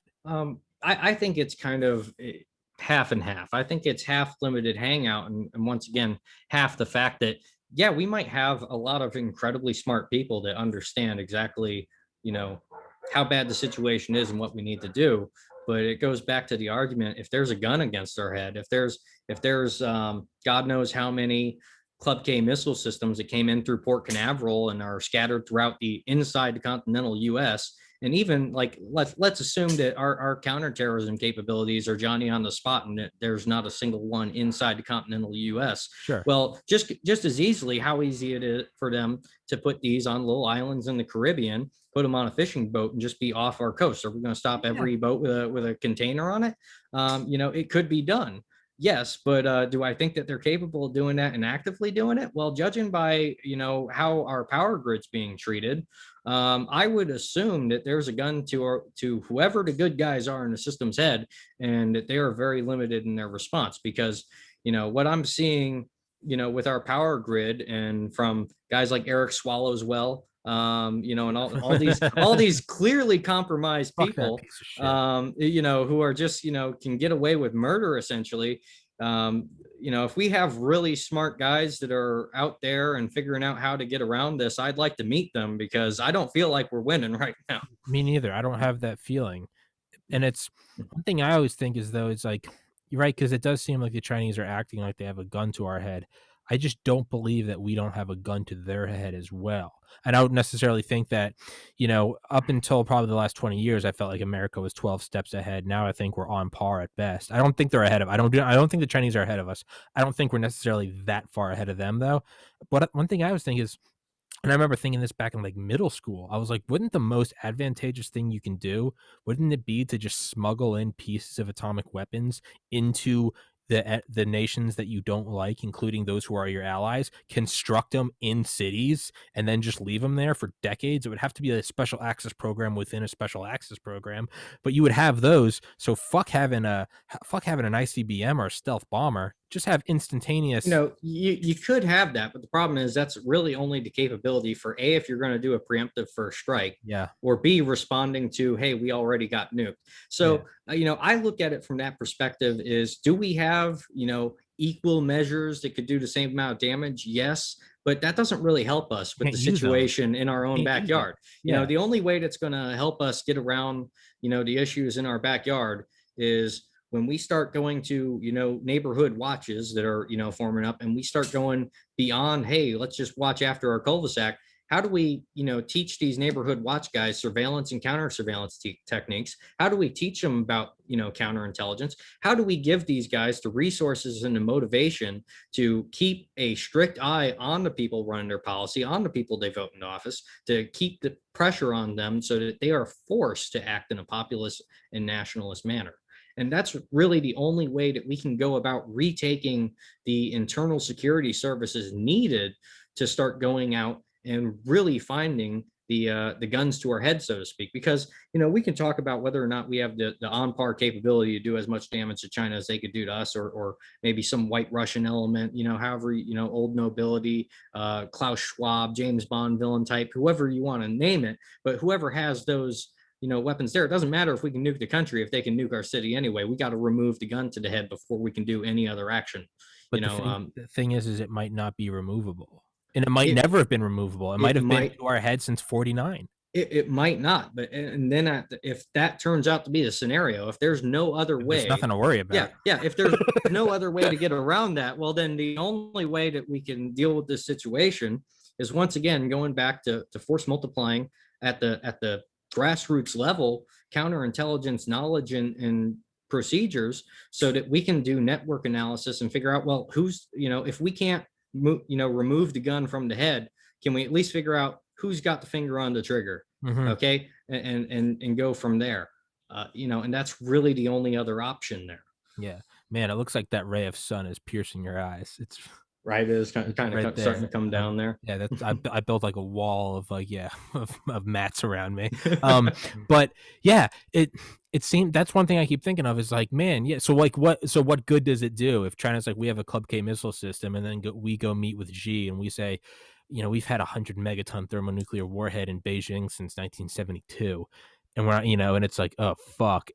Maybe that's always been what it is, and the reality is maybe we facilitated it. Yeah. I mean, maybe we facilitated Club K missile systems, just like the idea that we facilitated getting rid of the Sprint ABM missiles, these missiles that could get up to Mach 10 within 15 seconds and shoot down incoming nuclear weapons or set off a neutron pulse to like disable their fissionable cores. But we actually started taking our own defenses down because we were like, hey, we want you to know that you can destroy us, because they realized that was the most peaceful outcome. We might have facilitated Club K, because it's like, hey, now you have a gun to our head as well. And now that the keel's even, now you don't feel threatened, an inferiority complex. And that goes back to the Russian penetration of the Manhattan Project and how the OSS was compromised, was there was always this, and I'm kind of almost to the same mentality of, I don't think that hegemony necessarily guarantees security. I think balance of power politics is the only way you can do it. If you have, even a bipolar system or a unipolar system, well, if you have a unipolar system, that country is going to think that they have a blank check to go around, and that's Francis Fukuyama's The End of History. Okay, the wind's at our backs. We can go out and we can form liberal democracies all across the world. 1984. And so that's that mindset. And if you have a bipolar world, all of a sudden, you're playing these Cold War games and mutually assured destruction arms races.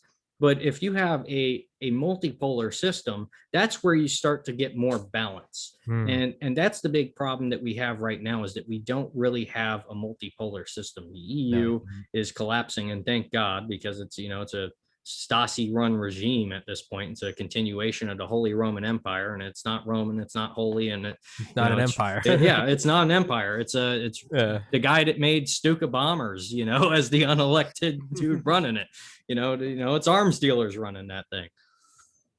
So that's and now if we want to go really far down the line, and this is one thing I was thinking a while back, because I just like to dive deeper and deeper into conspiracy holes, and not necessarily in some crazy wacky sense, because that's easy. That doesn't take any talent. You can go reptilians from Draco, or okay, fine. That's not fun. Original. Listen, if you're smoking a joint and you're BSing with your friends, it's fun to go through. But you don't need to make those cases to explain things through the geopolitics lens of what's going on.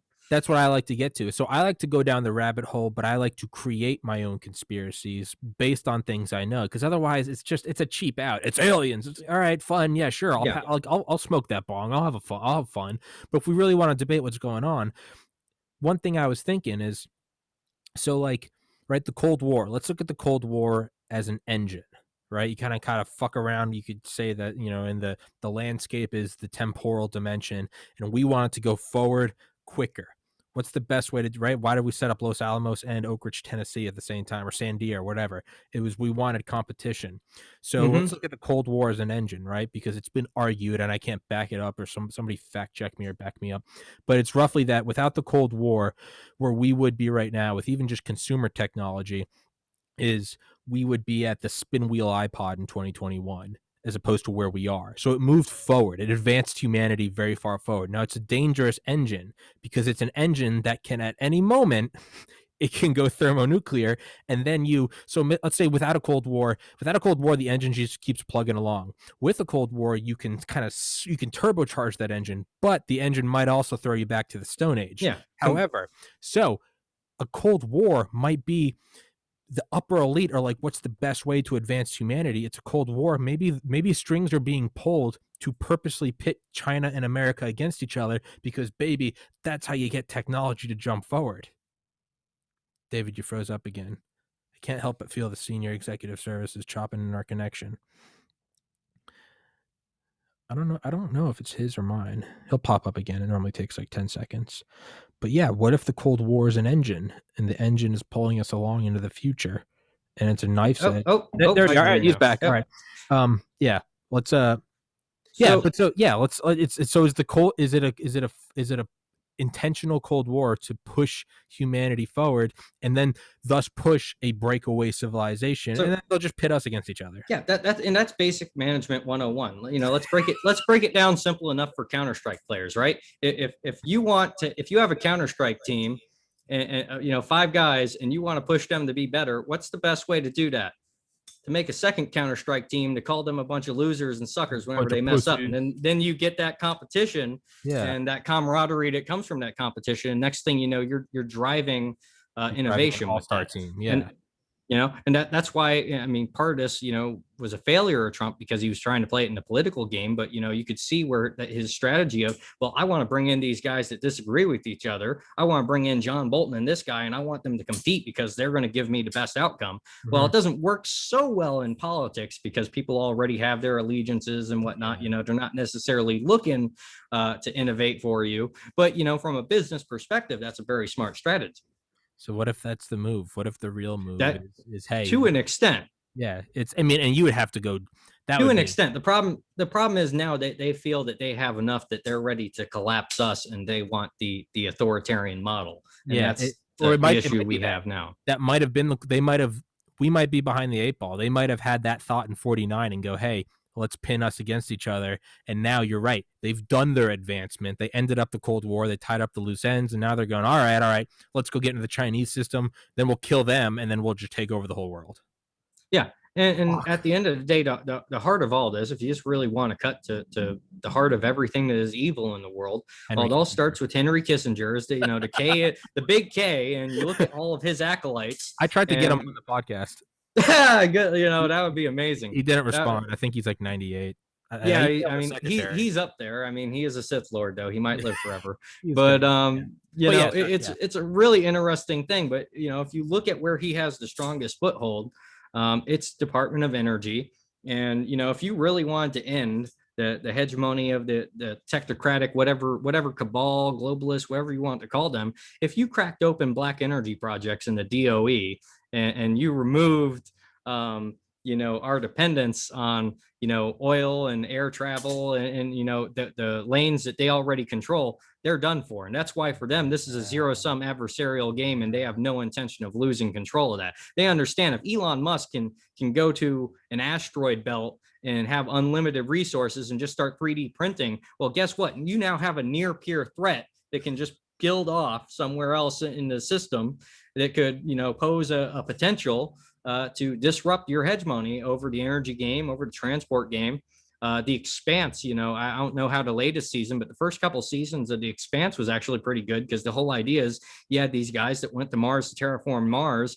And because of how much work went into terraforming Mars and making it a livable place, they were just this incredibly nationalistic. They had this really frontier, hardworking spirit, but they're very cohesive. It's not quite fascist, but it's, it might seem a little fascist just because of that mindset. And then meanwhile on Earth, you kind of have like there's this uppity elite that are kind of running everything, and things look all right. They're behind the ball because they haven't had to work as hard as the Martians. And then the peasant class has just been on UBI for God knows how long, and they're completely out of it. Yeah. And that's their biggest fear, really, is some guy like Elon being able to just, hey, I'm going to form my own breakaway civilization. Eventually, he's going to become a near peer threat to their system. Or they have Elon go build it. Or they have them already, yeah. Yeah, or they have them all ready, and part of the people in the first colony are going to be fucking like CIA. They've got the back door in his chip, and they're just ready to activate them. And CIA, SAD agents, they're going over there. They're soldiers as spies, as astronauts, right? They're going over there, and as soon as he's got, what I think it's going to come to is we're probably going to see in like the next 20 years some like Elysium type. We're going to see some low Earth like elite getaways, and that's where they're going to rule from, is literally out of our own biosphere. But maybe that's the thing, is you pit this whole thing forward to grow. I mean, and you know what? And this will have to be another podcast for another time, because we got to wrap this one up. But are you okay with wrapping this one up soon? Oh, yeah. You sure? I mean, listen, I'm here. Like, you have me for the rest of the day if you want to cut it, Oh, shit. I thought I was keeping you. Oh, no. For me, the only thing I would be doing for the rest of the day is playing with like rangefinders and wind meters and learning new toys. But, sun's going down. I can do that some other time. Fuck yeah. So I was thinking like, fuck, what was I going to say? Yeah. So I was thinking, and this is an idea. Is the person in charge, or the group in charge, do they even know they're in charge? And I'll set it out as this, and then I got to go piss. So I'm going to give you the screen, but it's like, I'm thinking of like a video game, right? In a video, let's say Far Cry, and I kill all the enemies at an outpost. The game tells me when I killed all of the enemies, so I can stop crouching around. I can stand up and just walk around. That's not the case in the world. So when you get to the top spot, when you have the deepest bunker and the best supercomputer and the most generals on your side, no one goes, "You are now in the lead." You don't know. So does the group that's in charge even know they're in charge? It's about half yes and half no. And the biggest problem that we have with the American kind of system is our patrician class, all of our professional class that have a lot of disposable income and should be steering policy, are essentially asleep at the wheel. They're all like, hey, I've got a bigger boat, I can go fishing, life is good, the golf course is good, and they really don't care. And so the only people that are actively pursuing and really trying to get to the top of our policy establishment are the people who understand what the game is, and they want to be at the top. And so that's essentially where we're at right now, is that we have The people that should be the true elite of the country, the real people that should be steering our policy are just asleep at the wheel, and everyone else is essentially a full on, I call them, theater psychopaths, Yeah. with law degrees. Yeah. Yeah. It's, yeah. I mean, it's like that corny Harry Potter quote, though. It's like whoever wants to be a leader probably shouldn't be a leader. Yeah, Right. it's they're usually the biggest asshole in the room, and the guy you want to be running things is that that quiet guy that knows his shit, Yeah. and he doesn't, he's got shit that he wants to do. He doesn't necessarily want He to doesn't babysit wanna be people. he doesn't want you Hmm. know what? It's the guy who, like, I'm okay with having a ton of guns, is the guy who doesn't give a shit if I have a ton of guns. It's when someone's like, "You shouldn't have those," that I'm like, "When you tell me I shouldn't have one, it makes me wanna have one. When you tell me I should." I want more for my Yeah, friends, because now I feel like yeah. it's like before this, I was indifferent to locking my door, but when you came by and said, "Stop locking your door, fascist," now I'm like, "Okay, I'm gonna lock my door, and I'm gonna put a couch in front of it, you fucking weirdo." It's right? So it's like, it's those that wanna be in charge, but that's not really a discussion, that's just a kind of a weird talking point to hammer into the ground. But, yeah, it almost seems like whoever I kinda think whoever is in charge doesn't even know they're in, because they're like, the whole thing is this weird shell game, and it's all shadows and fog and mirrors, and it's like, once you are in charge, like, you don't, right? Because in, like, a nuclear war, right? Well, let's say we went around and we were trying to take out the last Russian submarine. At a certain point, it's like you get 4 pigs, or you get 3 pigs, and you label them 1, 2, and 4, and then you let them go. Everyone's gonna keep looking for the 3rd, and it doesn't exist. If you're looking for that last Russian submarine, they might all be gone, but you're still scouring the Marianas Trench and it's not there, right? So is that the case, right? So like Hitman, I walk around on Hitman, I just It's kill everybody on the map. it's even worse than that now, actually, because what the Chinese are doing now, they're building essentially the same kind of micro reactors you put in a submarine. They're essentially building nuclear underwater drones, and their idea is they'll just drop them off and leave them there, and when the time's right, activate them and send them out, to go do something. And so luckily they are unmanned. So if the U.S. Navy decides, hey, this is a piece of dangerous debris, they'll just, they'll blow it up. But that's going to be the new game in the South China Sea, is essentially you're going to have unmanned nuclear drones going through the water there. And that's going to be one of the cat and mouse games. And the goal of that's going to be like, hey, if we can tie up all the resources chasing this, and then we're slipping Cub K style, covert systems out the back and staging them in the Caribbean, sleight of hand. Fuck. So let's go back to that energy power, right? Because that's Stephen Greer's argument, and whatever people think of Stephen Greer, he does have a good argument, and it's logically why we're not even going to do UFOs this episode, but like, why would you keep them secret? And it's not because people can't handle it; it's because you want to keep the world is on the petrodollar. You want to keep them all. You want to grab them by the balls, because once you lose that, Yeah. you lose your vice grip of power. So what if the reason why we're in the Middle East is because we're keeping everything above fossil fuels classified, and what we're trying to do is run out the clock on fossil fuels to where China goes, we need to go get more, and where do they look to? The biggest well, where have we been since fall 2001? Mm-hmm. The Middle East, and we're Well, like, oh, were you looking for this? that has been the game. That is precisely the strategy that's going on. And the big issue with that is, you know, every now and then everyone gets together to talk about disclosure, and then it comes down to, well, we can't do that. Guess what? We got fracking now. We got natural gas now. Let's keep running Mhm. the clock out. And that's the biggest issue we have, is because if we decentralized our power grid, if we cracked open the DOE black energy piggy bank, and we started Yeah. creating decentralized power grids all over, well, guess what? The game's over. We don't need that same system. So while I don't agree with Greer on everything, and that's stuff, getting into the UFO side of the argument, we don't even need to go into the Yeah. woo woo to explain. If you're thinking about this from a game theory adversarial zero sum game, you're either have monopoly over energy, and through energy you have monopoly on travel, or you don't.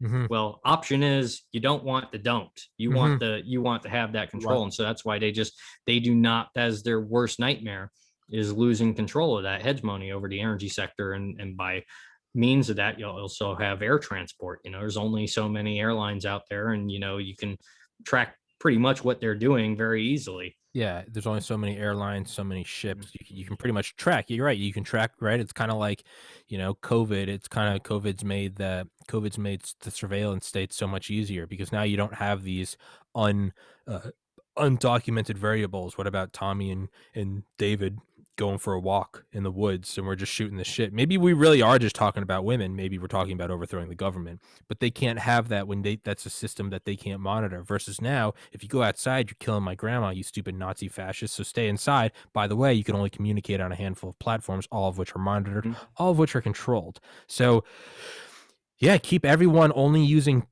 planes and boats for freight. And man, you can control the not only that, they can only go to there's one outlet in the world that you have to plug your metaphorical phone into, and it's the Middle East, and it's like the Middle East and the Arctic, and you know what? We've got our and where do we, and that's where we have our military is right there. So I mean, fuck, it's an evil plan, but it's a genius plan. Yeah, Matt Bracken talked about this on, I think the channel is called The Modern Survivalist, but they were essentially talking about the motivation, which is if you're in Soviet Russia and you know that America, the shining city on the hill, is out there, well, you're motivated to go there. That's why they want to destroy the Constitution so much, is because they know as long as that exists, people are going to try to flee that system to get there. And as long as you have a little crop duster or a sailboat, guess what? You can You get can there. go. You can go. You can fly low on that thing. You can get out of there. And that is their worst fear, is if they lose control over the air industry, if they lose control over the shipping industry, if some dude can build some self-powered freaking quadcopter drone with a seat on it, guess what? You're out, you're You out can of there. you can go over And the Berlin Wall. Yeah. yeah, you're over the Berlin Wall, and you can be debriefed and tell everybody that, hey, here's what's going on in Tyranny Land, and please tell me you guys have a plan for what we're going to do about it, because I still have family back there or something like Yeah. that. Fuck. But yeah, I mean, if you wanted to, I gotta piss. If you need to pee, take a bathroom break. If you can cut it, yeah. If you Yeah, want to yeah, chop yeah. it up, well, I'm let's. just gonna edit this out. Yeah, good, because I froze up a few times anyway. So yeah, let's take a Okay. break Yep. real quick, and we'll be right back at it.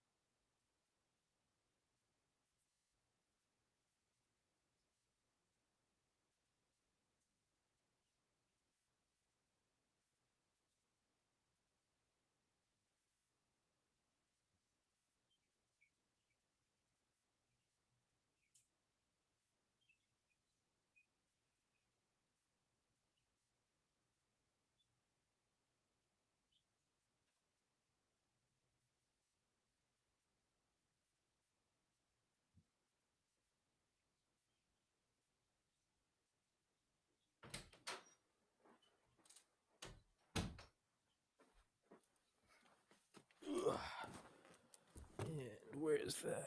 140. Make a note of that. Whew.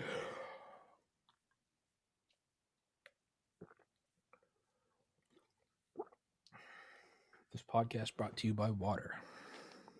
It's what the plants crave.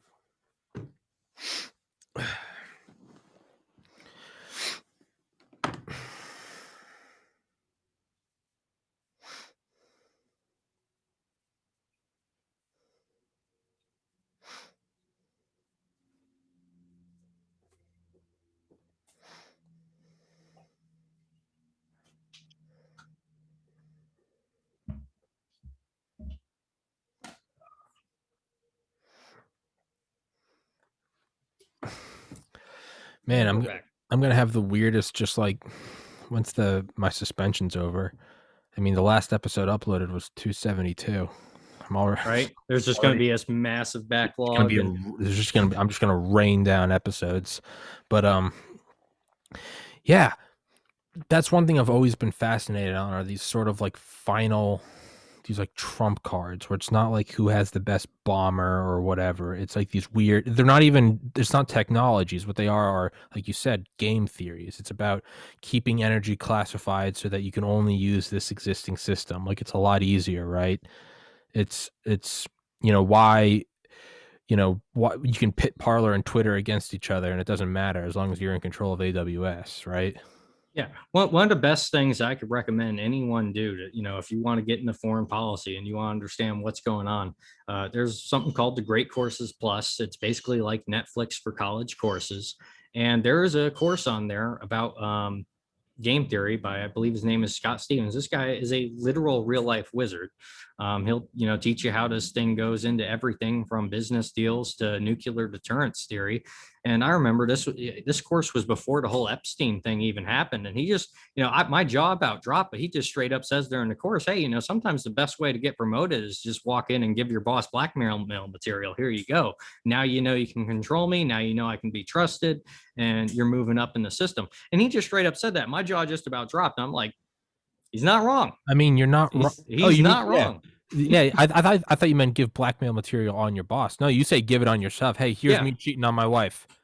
You've given him the gun. You've given him the gun. Exactly. It's like I would love to send, dick pics to Patrick Ho, or as Hunter Biden would say, China's motherfucking spy chief. Yeah. And get a $50,000 a month, energy gig in the Ukraine or whatever. Two ways a cat. Like I would love that gig. Hey, I'd trade some dirty pics for that. Yeah, but yeah, I mean, there's got it almost seems that's kind of like a real life sell your soul to the devil thing, right? It is. Like, it's that term didn't come from nowhere. Yeah, but man, like if there isn't a part of me that's like, there's like a deep internal part of me that's just like despises that. Like I'd rather have to claw myself up the podcast empire. Yeah, it is the lowest form of cowardice and the scum available. And unfortunately, that blackmail is the glue that holds everything together. And it's the only concrete way you can know, hey, I can trust this guy because if he goes, if you go in with blackmail, I mean that's modern day. I was just taking orders. That's modern day. I was just telling them I just drove the trains. And you look at what's going on, in our foreign policy establishment and everything. That's essentially what it is. You see all these.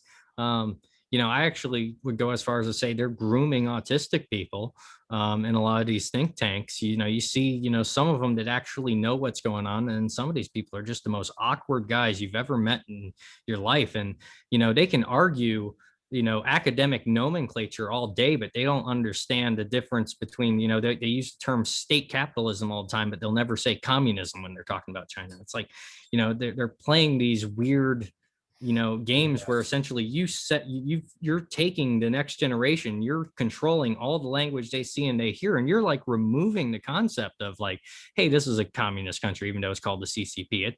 What they're doing is state capitalism. And it's like, I remember, I forget if it was Brookings Institution or one of the nerd think tanks. And I heard one of them even say, there's also a party element to this state capitalism. Like, do you even understand what the hell you just said? Like, I'm sitting here, I'm like, wait a second, hold up. They're like the Chinese. Like, what do you think we're talking about when we say state? And it's communism. It's fucking what I listened to one of his archived episodes. Man, I just feel bad for you. It looks like the sun is just. It's all right actually. I'm just leaning a little bit forward. Okay, that's a personal like. I hate that shit for me. So when I see someone else with sun, I don't mean like I hate that. I'm like I feel bad for you. But if you don't care, hey, more power to you. But yeah, I was listening to Tim Dillon archives, and he was talking to like Ray Kump. I don't know when this episode's from, but. Tim Dillon's like, man, it's like, I'm not like advocating for some like, communist China, and Ray Kump, he's got a lisp, and he's like, I mean, they're not really a communist. And he goes, Raymond, what does the CCP stand for? He's like, the Chinese Communist Party. And he's like, enough of that, Raymond. Thank you. No. It's the state capitalism party. It's the state capitalism organization. With party characteristics, socialism with Chinese characteristics. It's a weird thing where you can controlling the language, but I can't help but think that there's always going to be like a wild card in the system, right? Like no one, there's some beautiful irony that like the creation of the internet was to keep communication lines between nuclear bunkers for the elite after the world had been turned into a radioactive ash heap. There's something beautiful that that was like the last piece in their puzzle. They put together the nuclear triad. They've got the bunkers. Now we just got to set up the communication lines and then we're good. And that communication lines roared into this monster that just disseminated information in their worst possible nightmare. I can't help but think there's going to be another something like that. I don't know what it could possibly be. So that's why I say God bless James O'Keefe and Project Veritas, because when there's wild cards out there and they can go to Veritas Tips at Proton Mail and talk to someone like James O'Keefe and they can blow that up. That's the deterrence factor that we need. If we have those wild cards that have the balls to stand up when they're in their position and put pressure on the people that need to have pressure put on them, it's that fear of, hey, yes. The enemy, they want to turn 1 in 3 into a government informant, essentially. Mm-hmm. That's the old school communist method. Yeah. Our goal needs to turn 2 out of 3 into investigative journalists and whistleblowers. Yeah. That's and once we start doing that, and you see James O'Keefe, I know when he was on like Tim Pool's show and whatnot, you hear him say this, it's about they want to create that atmosphere of fear in us where we're afraid of what we're going to say and how that's going to be blowing back on us. Well, we need to create that same thing where they're sitting there thinking, hey, if I ban this dude, if I do this incredibly immoral thing, is he talking to Project Veritas? That's what I keep saying, that dude looking man. over? And that's how we get out of this. That is you gotta be, it's Project Veritas. And the reason why they hate Project Veritas is because all it is a video of the person. It's not, hey, I heard that this was. He's it's not a putting video opinions in, and a cute alpaca. Don't forget the cute alpaca. Yeah, the retracto, the alpaca. Yeah, right. It's retracto. But like, that's the thing that like my liberal friends' heads, they're always torn apart. Well, James O'Keefe, he's known to, and I'm like, what did the video show at timestamp 1 minute 53 seconds? Just what did it show? I'm like, I don't want anything else. What did it showed?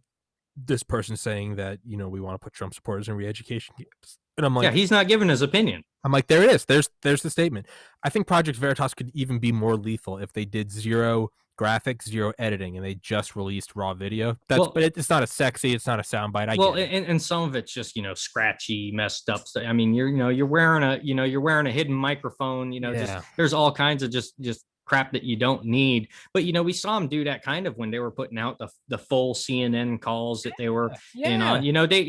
When that's an available option, they did do that. And by the way, when he called into the CNN meeting, that was one of the funniest things I've ever seen in my. Yeah, that was true, brilliant James O'Keefe fashion right there.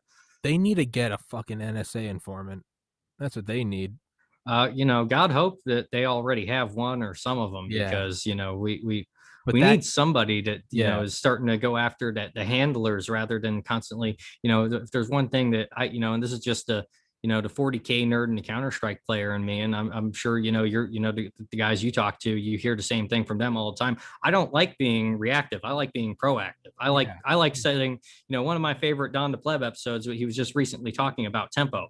If they want to set if they want to come at us with a uncomfortable set of terms, looking to make our lives uncomfortable, let's lean into that and let's accelerate the tempo to something that we know that they can't keep up with. Your terms are acceptable.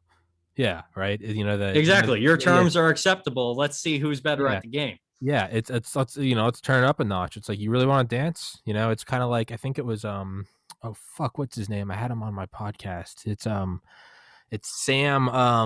Oh fuck, he's got the intelligence. He's a former intel. Fuck, I've had him on several times. Sorry, now I'm just having like a stroke. I gotta find this out, or it's gonna destroy my brain. That's good for me, because if I haven't seen it already, I'll definitely want to go back and watch that. Yeah, it's Culper, Culper. Okay. Yeah, I had him on with Ted I and Don and Dale, and it was one of those. Is he with Forward Observer? Is that his? Yeah. Okay, yeah, I've seen him. Yeah, I remember him saying he was like the left views violence as a dial and the right views it as a light switch. And maybe that's what we need, is to just hey, YouTube, don't fucking ban me. I'm not calling for violence. They've taken down episodes saying I'm calling for violence. And I'm like, no, I'm not. I'm just but to say it's going to happen is not the same as saying we need to go do it. And that's Yeah. the biggest, the biggest issue here is that if our state security services, if the people that are supposed to be doing counterintelligence and supposed to be holding traitors to account don't do it, and people lose respect for the legitimacy of our state security forces, well, we're going to see, if you studied Colombia, we're going to see Los Pepes come to America real quick. And you're going to see pyres full of tires, and everyone's going to be wishing that the lawyers grew a pair of balls and charged someone with treason.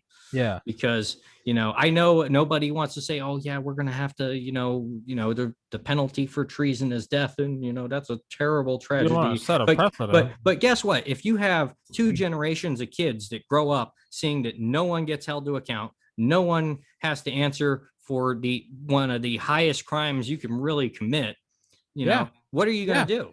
What are you going to do? We need two generations that are raised up seeing the penalty for treason so that they know not to do that. I was talking to one of the guys I've had on from the Special Activities Division, and that's what he was saying. And he was like, I mean, yeah, you say it in 2021, you're like, the penalty for treason is death. And people are like, aren't we a little more civilized than that? And hey, I do understand that argument. Like, aren't we above that? Yeah, it goes right into deterrence theory. It does. But at the same time, it's like, man, like when you have I can't touch this because I want to put this episode on YouTube, so I can't touch this. When you have debatable debacles perhaps occurring around November 3rd and nothing happens, and every court, every check and balance just says, pass the buck, we don't have to deal with this. Well, guess what? Now you have over 70 million Americans who are totally fed up with the system, who have been watching all of these GS 15 plus pay grade guys just get away with murder essentially. And guess what? We're seeing rising crime. We're seeing rising suicide statistics. We're seeing people just say, fuck it, the whole system's broke. And, 2 generations from now, it's going to be gangland Juarez because, guess what? Violence is the supreme authority that all other authority derives from. And if you have young punks growing up that don't learn to respect who the big chief is, well, they're going to try to become the big chief and the tribal leader. And guess what? That means you're going and you're finding the family of whoever your near peer competitor is, and you're sticking them in a pyre of tires. Yeah. And that's what it's going to come down to if our institutions, don't stop worrying about protecting the institution and start worrying about protecting the Constitution. That's the biggest problem right now, is that our entire GS 15 plus, senior executive class, their loyalty is to institutions, not the Constitution. Yeah. If you grow up talking back to your mom and your dad never puts you in place, all of a sudden you're away at college or something and you're going to start talking back to some bouncer and you're going to get laid the fuck out. Or worse, you're going to be talking back to someone later in life and you're going to get a knife between your ribs and you're going to bleed out on the street in Panama City. And it's because you never learned to shut the fuck up. Yeah, when it's due to shut up. That doesn't mean be a pussy with no spine. But what one of these special activity divisions guys said is, they're like, the only language anyone understands is violence. And I was like, yeah, sure. And he goes, when you're over there and you're detaining some guys, he goes, if they talk back to you, like we have what our rule is if they talk back to you, tell them no one speak. And if anyone speaks, you break their jaw. And I was like, Jesus, that dials up. And he goes, if they spit at you or push back, I go, what? And he goes, you decapitate them. Because it's two. There's 2 switches. You speak, you get your jaw broken, and if you speak back or talk up after that, you get your head chopped off in front of your friends. And he goes, you know what? Oh, we lost David again. Fucking internet. Sorry about that, everybody. Oh, I don't think it's me. I think it's his internet. Normally takes like 10, 20 seconds for him to come back. But yeah, that's what one of the guys that's been on this podcast from the Special Activities Division said. You speak, you get your jaw broken, you speak back or spit or anything, you get your head sawed off. David should be coming back any second now. David should be coming back. He's not coming back yet. And we're back. There he is. Yeah. It's but yeah, they're saying, that's the only thing that people understand. And it's a brutal truth. But I mean, it's like, dude, it's like what led Hitler to suicide? And it wasn't like we should stop. It was Soviet rain, right? It was the rain being artillery. What led Hirohito to giving up? It wasn't, okay, these Americans make a good point. No, it was the land of the rising sun having a second rising sun. The supreme authority on the which 6th is always violence. It's I mean, it's a brutal thing, but I mean, look, and when we say that, that doesn't mean that that's like what you and I want. Like, I Yeah, don't, no, but if we're in a foreign country, like the mindset of that is incredibly important, because if you're in somewhere where Islamo-fascists are the ruling party, and they're expecting violence, and you don't give them violence, well, then they think you're a bitch, and they're going to try to take advantage of you. Same thing. If you go to South America and you're not capable of going to 11 the way they are, well, then I'm going to take advantage of this gringo because he's soft. And that might be extreme when we're talking about what we're doing inside the continental United States, but you scale that down, it's the same thing. If you have 3 dozen people that are basically committing treason and nothing happens to any of them, guess what? You're about to have 60 people committing treason, because it turns out that's a very profitable business. mm-hmm. At the end of the day, if you don't have the supreme authority, the same way gold is supposed to back currency, or hard assets supposed to back a fiat currency, if you don't have the capability to enforce the order that you're giving with violence, well, then all you're doing by giving an order is challenging and putting a little line in the sand and saying, hey, don't cross that line. Yeah. And if that person thinks you're a bitch, they're coming across that line. Yeah, it doesn't matter, right? It's like when we went in to have the Japanese sign the treaty, we didn't go in there like, all right, it's over. We went in there with battleships pointing all of their guns at the city. It was Mm-hmm. understood, if you don't sign this today, we're going to demolish this place. We're going to light it on fire. It's it's an unfortunate truth, but it's what reality. Look, it's an unfortunate truth that gravity exists. It's an unfortunate truth that the oxidative stress of breathing eventually will kill you after 100 It's years. the Look, tragedy of great power politics, which is why I yeah, really hope you get John Mearsheimer on, I because know. he wrote the literal book on that. He hasn't emailed me back yet. I think he's playing hard to get. He He's might be, he's playing power politics on me. It's but I think I'll get him, man. Enough people. If I don't get him, what I do is I wait a little bit, and then I keep building up the podcast, get more episodes, I get yeah, bigger guests, because now there's this sort of like legitimacy I can have when it's like I'm like, look who I've had on, look how many authors I've had on, and yeah. it's they start to go, oh, okay. So there's this whole like power. There's this whole like I'm learning there's this whole like game theory and tactic of the podcast itself. Oh yeah.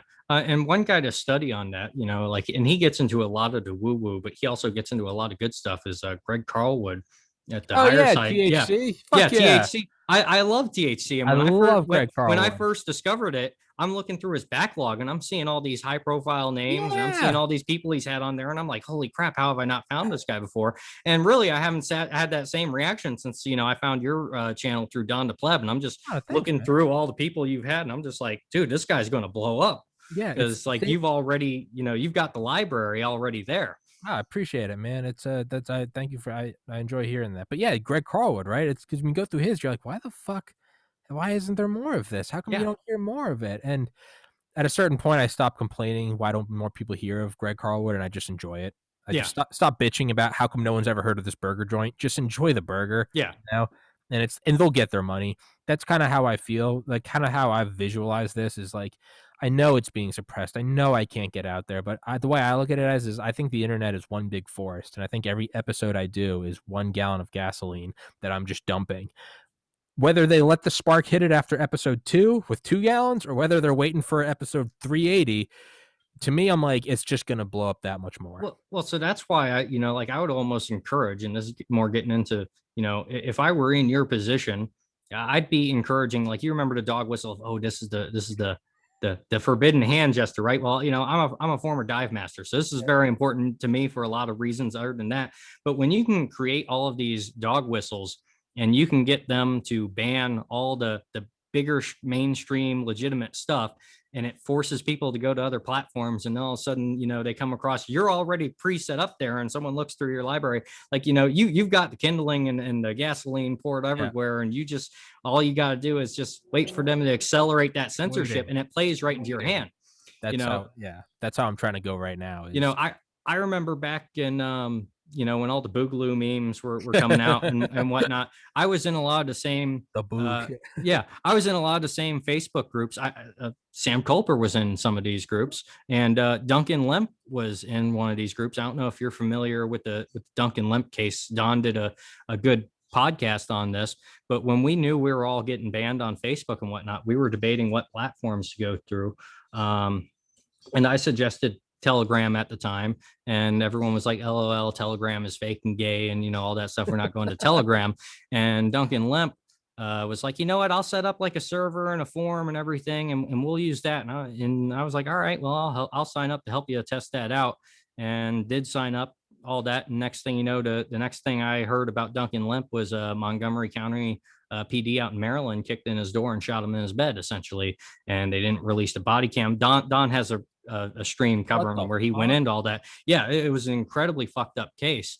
And unfortunately, now everyone's on Telegram though, so I did win that argument, not in the way I wanted to, but everyone's there. But back to the point I was trying to make out of this is like, when I see censorship happening on the mainstream platforms, I love it, because I'm sitting here waiting on Telegram. I'm waiting for all the boomers to get driven into the little circles that we're setting up so I can give them the real stuff that we can't talk about on YouTube. So every time they do the censorship campaign and everything, well, guess what? You're playing into the austere religious scholars' hands right there.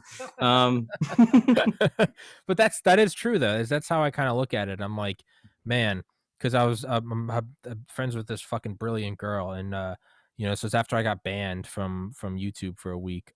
The first thing I did was I made like a 30-second video where I was just kind of like, fuck this, and then I stitched together the three. So they banned episode 289, saying it was hate speech, and then like a month or two later they banned episode 291, saying it was hate speech, and then finally they banned episode 370 and said there's a strike against community guidelines for perpetuating misinformation, alleging that glitches and widespread fraud changed the outcome of the 2020 election, which I was unaware is actually hate speech. I didn't know that I was actually raping them by saying that. That was new to me, as I learned. Literally, I mean, I thought I was just talking about an election. You might as well went in dry and put a Club K missile to the back of their head, and that's what they said. Is they're like, I was like, I thought I was just talking, and they said no, and they showed me videos of me actually raping them to death, and I was like, I don't even remember doing that. So I was like, hey, call a spade, but that's what it is. But so I was like, so I stitched all three of those videos together, made like one 6-hour episode, prefaced it with like a fuck all of you. And I was basically going to kind of go like Allahu Akbar. As soon as my suspension was up, I was just going to upload one Allah, we're going against the great Satan. Yeah. And I was just, that's what I was going to go in, and they were going to ban me for 2 weeks. I knew as soon as I put it up, I'd get banned for 2 weeks. And then if I came back and did it a third time, they'd ban me. So I was just going in and pulling the pin. Right. But then I was talking to this girl, and she was like, that's retarded. She's like, that's no different than just like virtue signaling to conservatives. She's like, you're not getting anything done by doing that. She was like, stay in their system, go behind enemy lines, and then just put up episode 370, 371, 373 and go, the most previous episodes on Rumble and BitChute, I'm not allowed to put it on YouTube because it's full of hateful and dangerous content. Well, what do people do? You go, huh? It's like when you're a kid and your parents are like, don't play Grand Theft Auto or listen to Eminem. I'm like, I didn't know what either of those were, but those sound like a great time. So let's play San Andreas. That goes back to the when because I used to be a metalhead and a nerd and everything into that. But you go back and you look at when all the heavy metal and the hair metal bands had to get they had to put the parental advisory label on all their albums, and people thought that there was going to be a fight over that, and they were like, nah, slap it on there. That's going to make the kids love it. That was a sign that just said Club Cool. Yeah, and so like the smartest thing you could do, like if you have like the episode with Claire that gets banned for talking about the forbidden subject, well, the smartest thing you could do is cut a little teaser out that doesn't violate any of the terms of service and be like, hey, guess what? I've got this former CIA person. We're going to be talking about all kinds of cool stuff that we can't talk about here, but you can join us over on Rumble. And we're going to the danger zone. Yeah. And right? Guess what? That right there, you've just created a bridge to get those people onto those alternative platforms. They're going to want to see that kind of stuff anyway. And you're maintaining your position on their platform. So that's a smart way to do it. That's what I've decided to do, is not going to go down in a blaze of glory. What I'll do is I'll build my skyscraper in East Berlin, and I'll just start building bridges to West Berlin, and eventually they'll take it down. Eventually, like that is the end game. But then you have Casus Belli. They made the first move. Right. So eventually what I'm going to do is just try to filter as many people over as I can. I was also thinking about putting up the forbidden episodes on YouTube, not re-uploading because that will get me a quick ban. But in the future, let's say I have Claire on again and we talk about the forbidden forbidden, Jesus Christ in heaven, forbidden subject that can't be named, right? It's the US Tiananmen Square. What I'll do is I was thinking about, why not just upload those episodes when they go up, but I'll go into whenever we talk about that, and I'll just bleep it out, and I'll just put like Just have like a Rumble and a BitChute logo. Like no, if you were no. What I'll do is I'll put YouTube's message, and I'll be like, YouTube has decided that this is hateful content, and I'll just use their words, and I'll be like, for your protection, we will not be airing this on. It'll just be my voice. I'll be like, if you're hearing this message, it's because this section of the podcast has been bleeped out for your protection.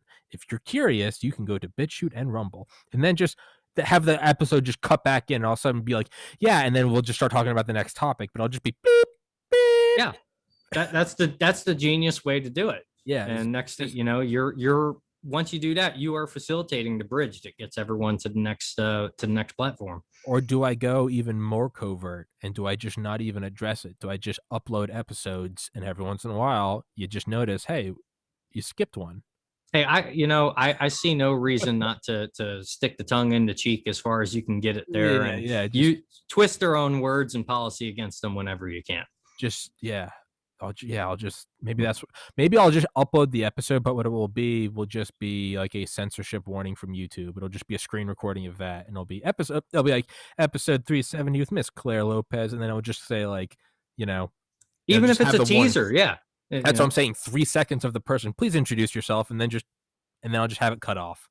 And just have all the alternative media logos pop up, and then links are in the description. Yeah, I'll just be like, please do not. That's what I say. I'm like, please don't check out this episode on Rumble, guys. I'm like, do not do that. I'm like, just don't fucking do it. It's you watch it, and within 3 seconds you'll be doing the sig how. It's the best way to do it. Reverse psychology, man.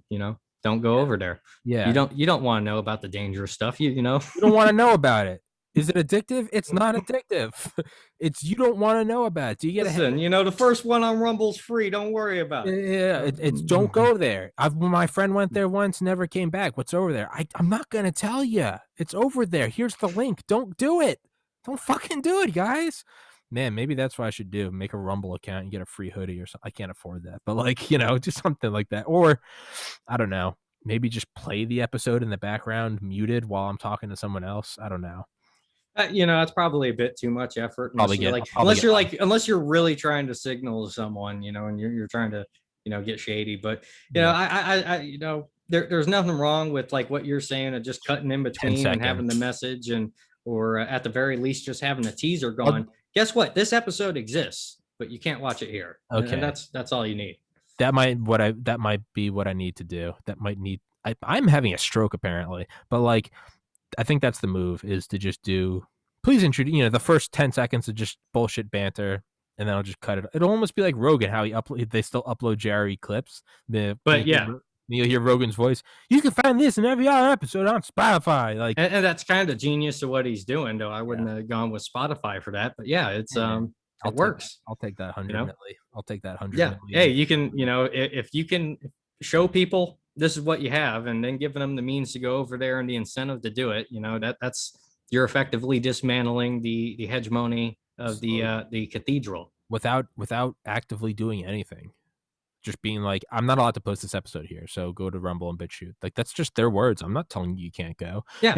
Now the best thing you can use is their words. Yeah. Now, ultimately, I will be axed. I don't know how it will happen, but eventually I will be axed. Like, that's not if, that's when. Yeah. I wonder if it will be, because what I didn't know this is so, as long as I didn't know this, so like if you get a second strike, I'll be banned for 2 weeks, and then if I get a third strike within 90 days of the first strike, I'll be permabanned. What I didn't know is if you go 90 days without a second strike, your first strike gets removed. So, but even then, I find myself, I'm like, oh, so if I just play by the rules, and I'm like, wait, no, I'm not doing this. I'm like, why am I playing by like, hey, if you just turn in one fellow Jew, you can get bread. And I'm like, well, that's right. I'm like, that's a good deal. And then it's like, wait, don't you want the Soros deal? I'm like, just get off the fucking train. I'm like, why am I even getting on the train? I'm like, well, you know what? That is a big piece of bread. And it's like, just leave.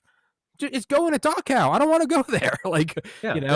That's why, you take that piece of bread, you break it into breadcrumbs, and that breadcrumb trail leads to Rumble or BitChute or, whatever your primary alternative platform is going to be that you want to lead people to. Yeah. And that's really the solution to how we, get around this problem is eventually, all the interesting stuff is going to be over there. And, who wants to watch James Charles men's makeup Yeah, videos? Like, I, who are those people? God, it's such a, you can tell it just so, you can tell everything in the, maybe what I'll do is do a teaser and then it will cut off and it will just be like a 10-second silent recording of Tiananmen Square. I actually on my desktop, I maintain a little notepad file that has all the Tiananmen Square copy paste just ready to go, just in case. Good. Oh, if you have a computer and you don't have that ready to go, You're not doing it right.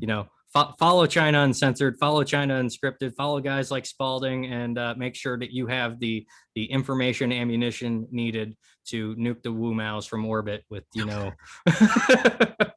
But you're right. It's, man, I would love to fucking get some like insider videos of like the Uyghur concentration camps, but whatever. Well, Disney might have some, the extended uncut, version of Mulan that has them in the background. I really, my big thing is like I want to get access to, like, apparently they have these vans where they can do the organ extraction surgery on the way to the airport. And it's like, I'm looking at all these like senior executive guys that get paid like six figures to, to write up failure policy. And I'm like, what we could do to get this country out of the red and back into the black? What if we salvaged them for parts? Like, like if we can't get them to reform, like what, hey, scrap metal. Scrap them. Just scrap. Let's scrap them, Mr. Kerrigan. Let's liquidate some human resources. Yeah. I'm sorry, human resource liabilities. Liabilities. Mr. Kerrigan, your episode's been taken down for promoting the human trafficking. I was like, what? It was not. It was. I was. Listen. If they do that, I will claim that. Listen, I am an advocate for the Chinese Communist Party and state capitalism, and you're racist against the Chinese if you think that their measure for stability, you're incredibly racist if you want to interfere in the internal affairs of China maintaining stability. Like, why would you want to do that?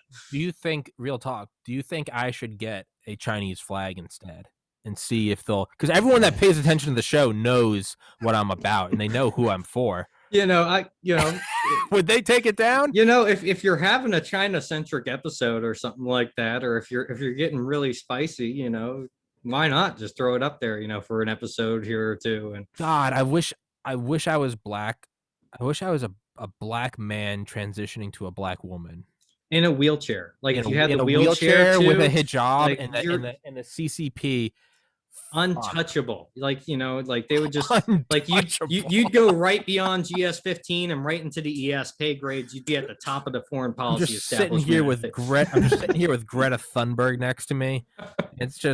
We have a whole display of like soy products, and it's just, they wouldn't be able to touch me with a 10-foot pole. Yeah. I mean, that's the absurdity of the system that they're trying to run on us. And so that's why I say, like, the best thing you could do is use your enemy's momentum, their words, their policy, everything that they have. You just accelerate. Yeah, you accelerate that tempo to 11, and you catch them in the hyperextension. Let them overextend. They want to start a fire. Well, let's start siphoning gas.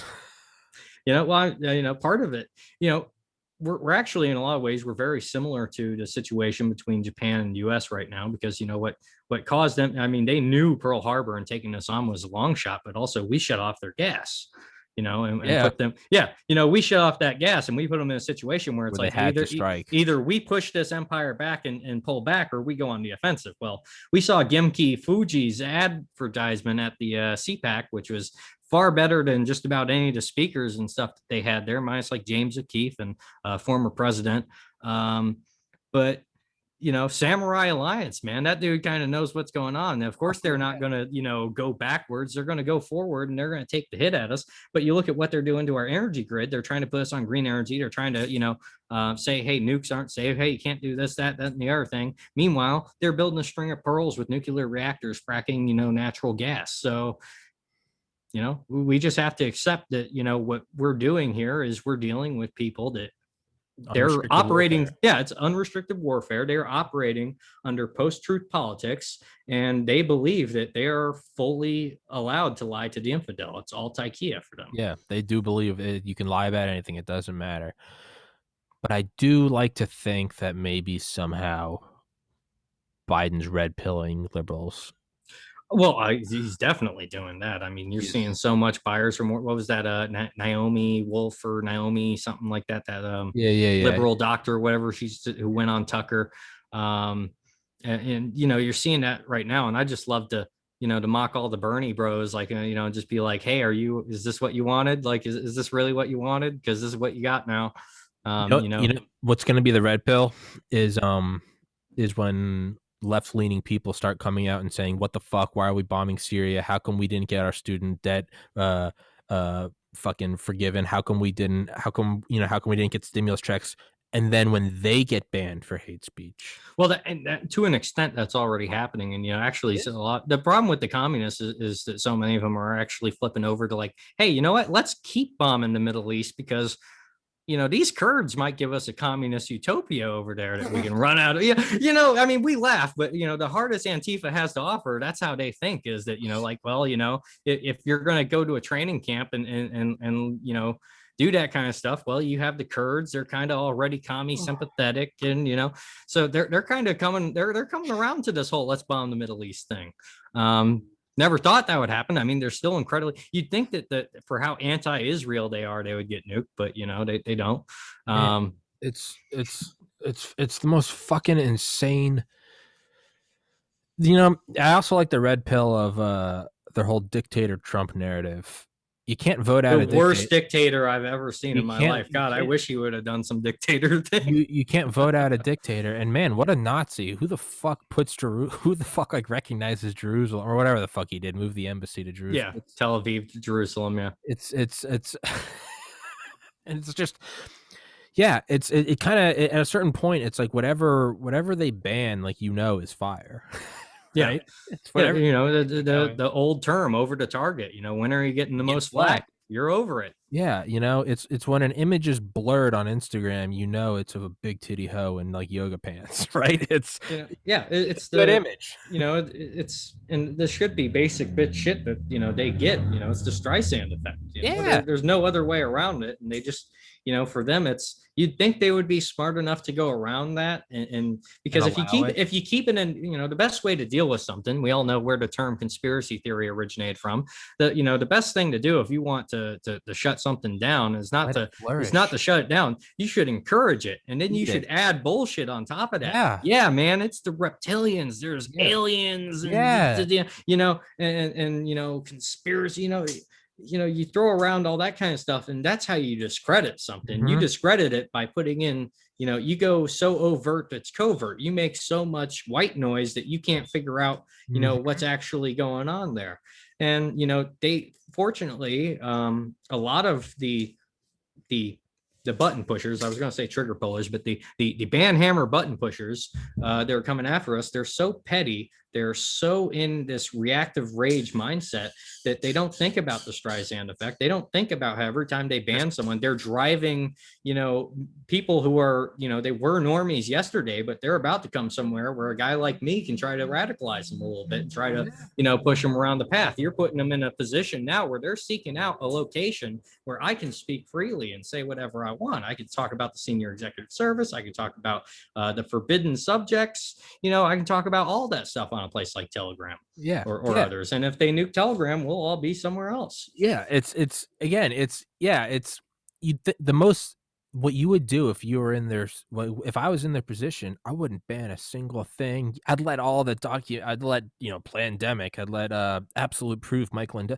I'd let them all up. I Yeah, don't put labels on them. Don't put I'd show up to their events either pissed drunk, actually drunk, or pretending to be pissed drunk, and I would just be yelling to you most of I totally back this guy, and it's all the alien. Like I would be yeah, trying to make his followers look like a bunch of lunatics, yeah. and That's that's what what I would you do. try to be doing if I was trying to discredit these people, and That's what you they just do.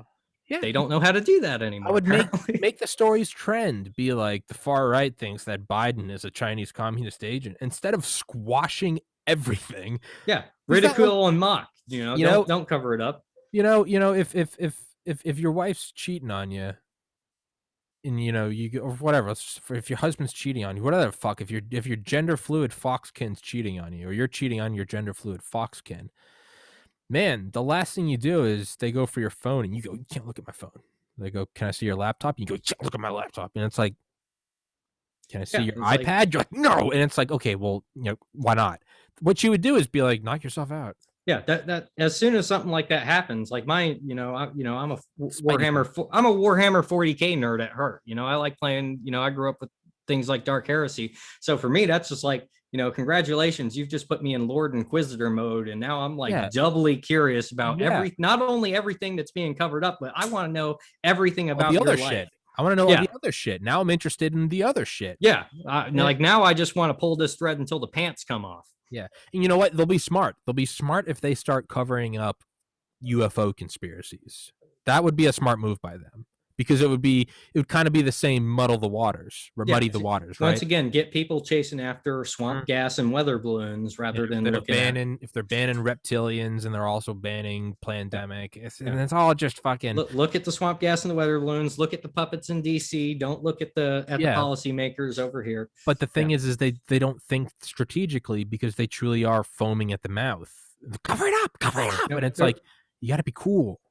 You got to be cool. But So yeah.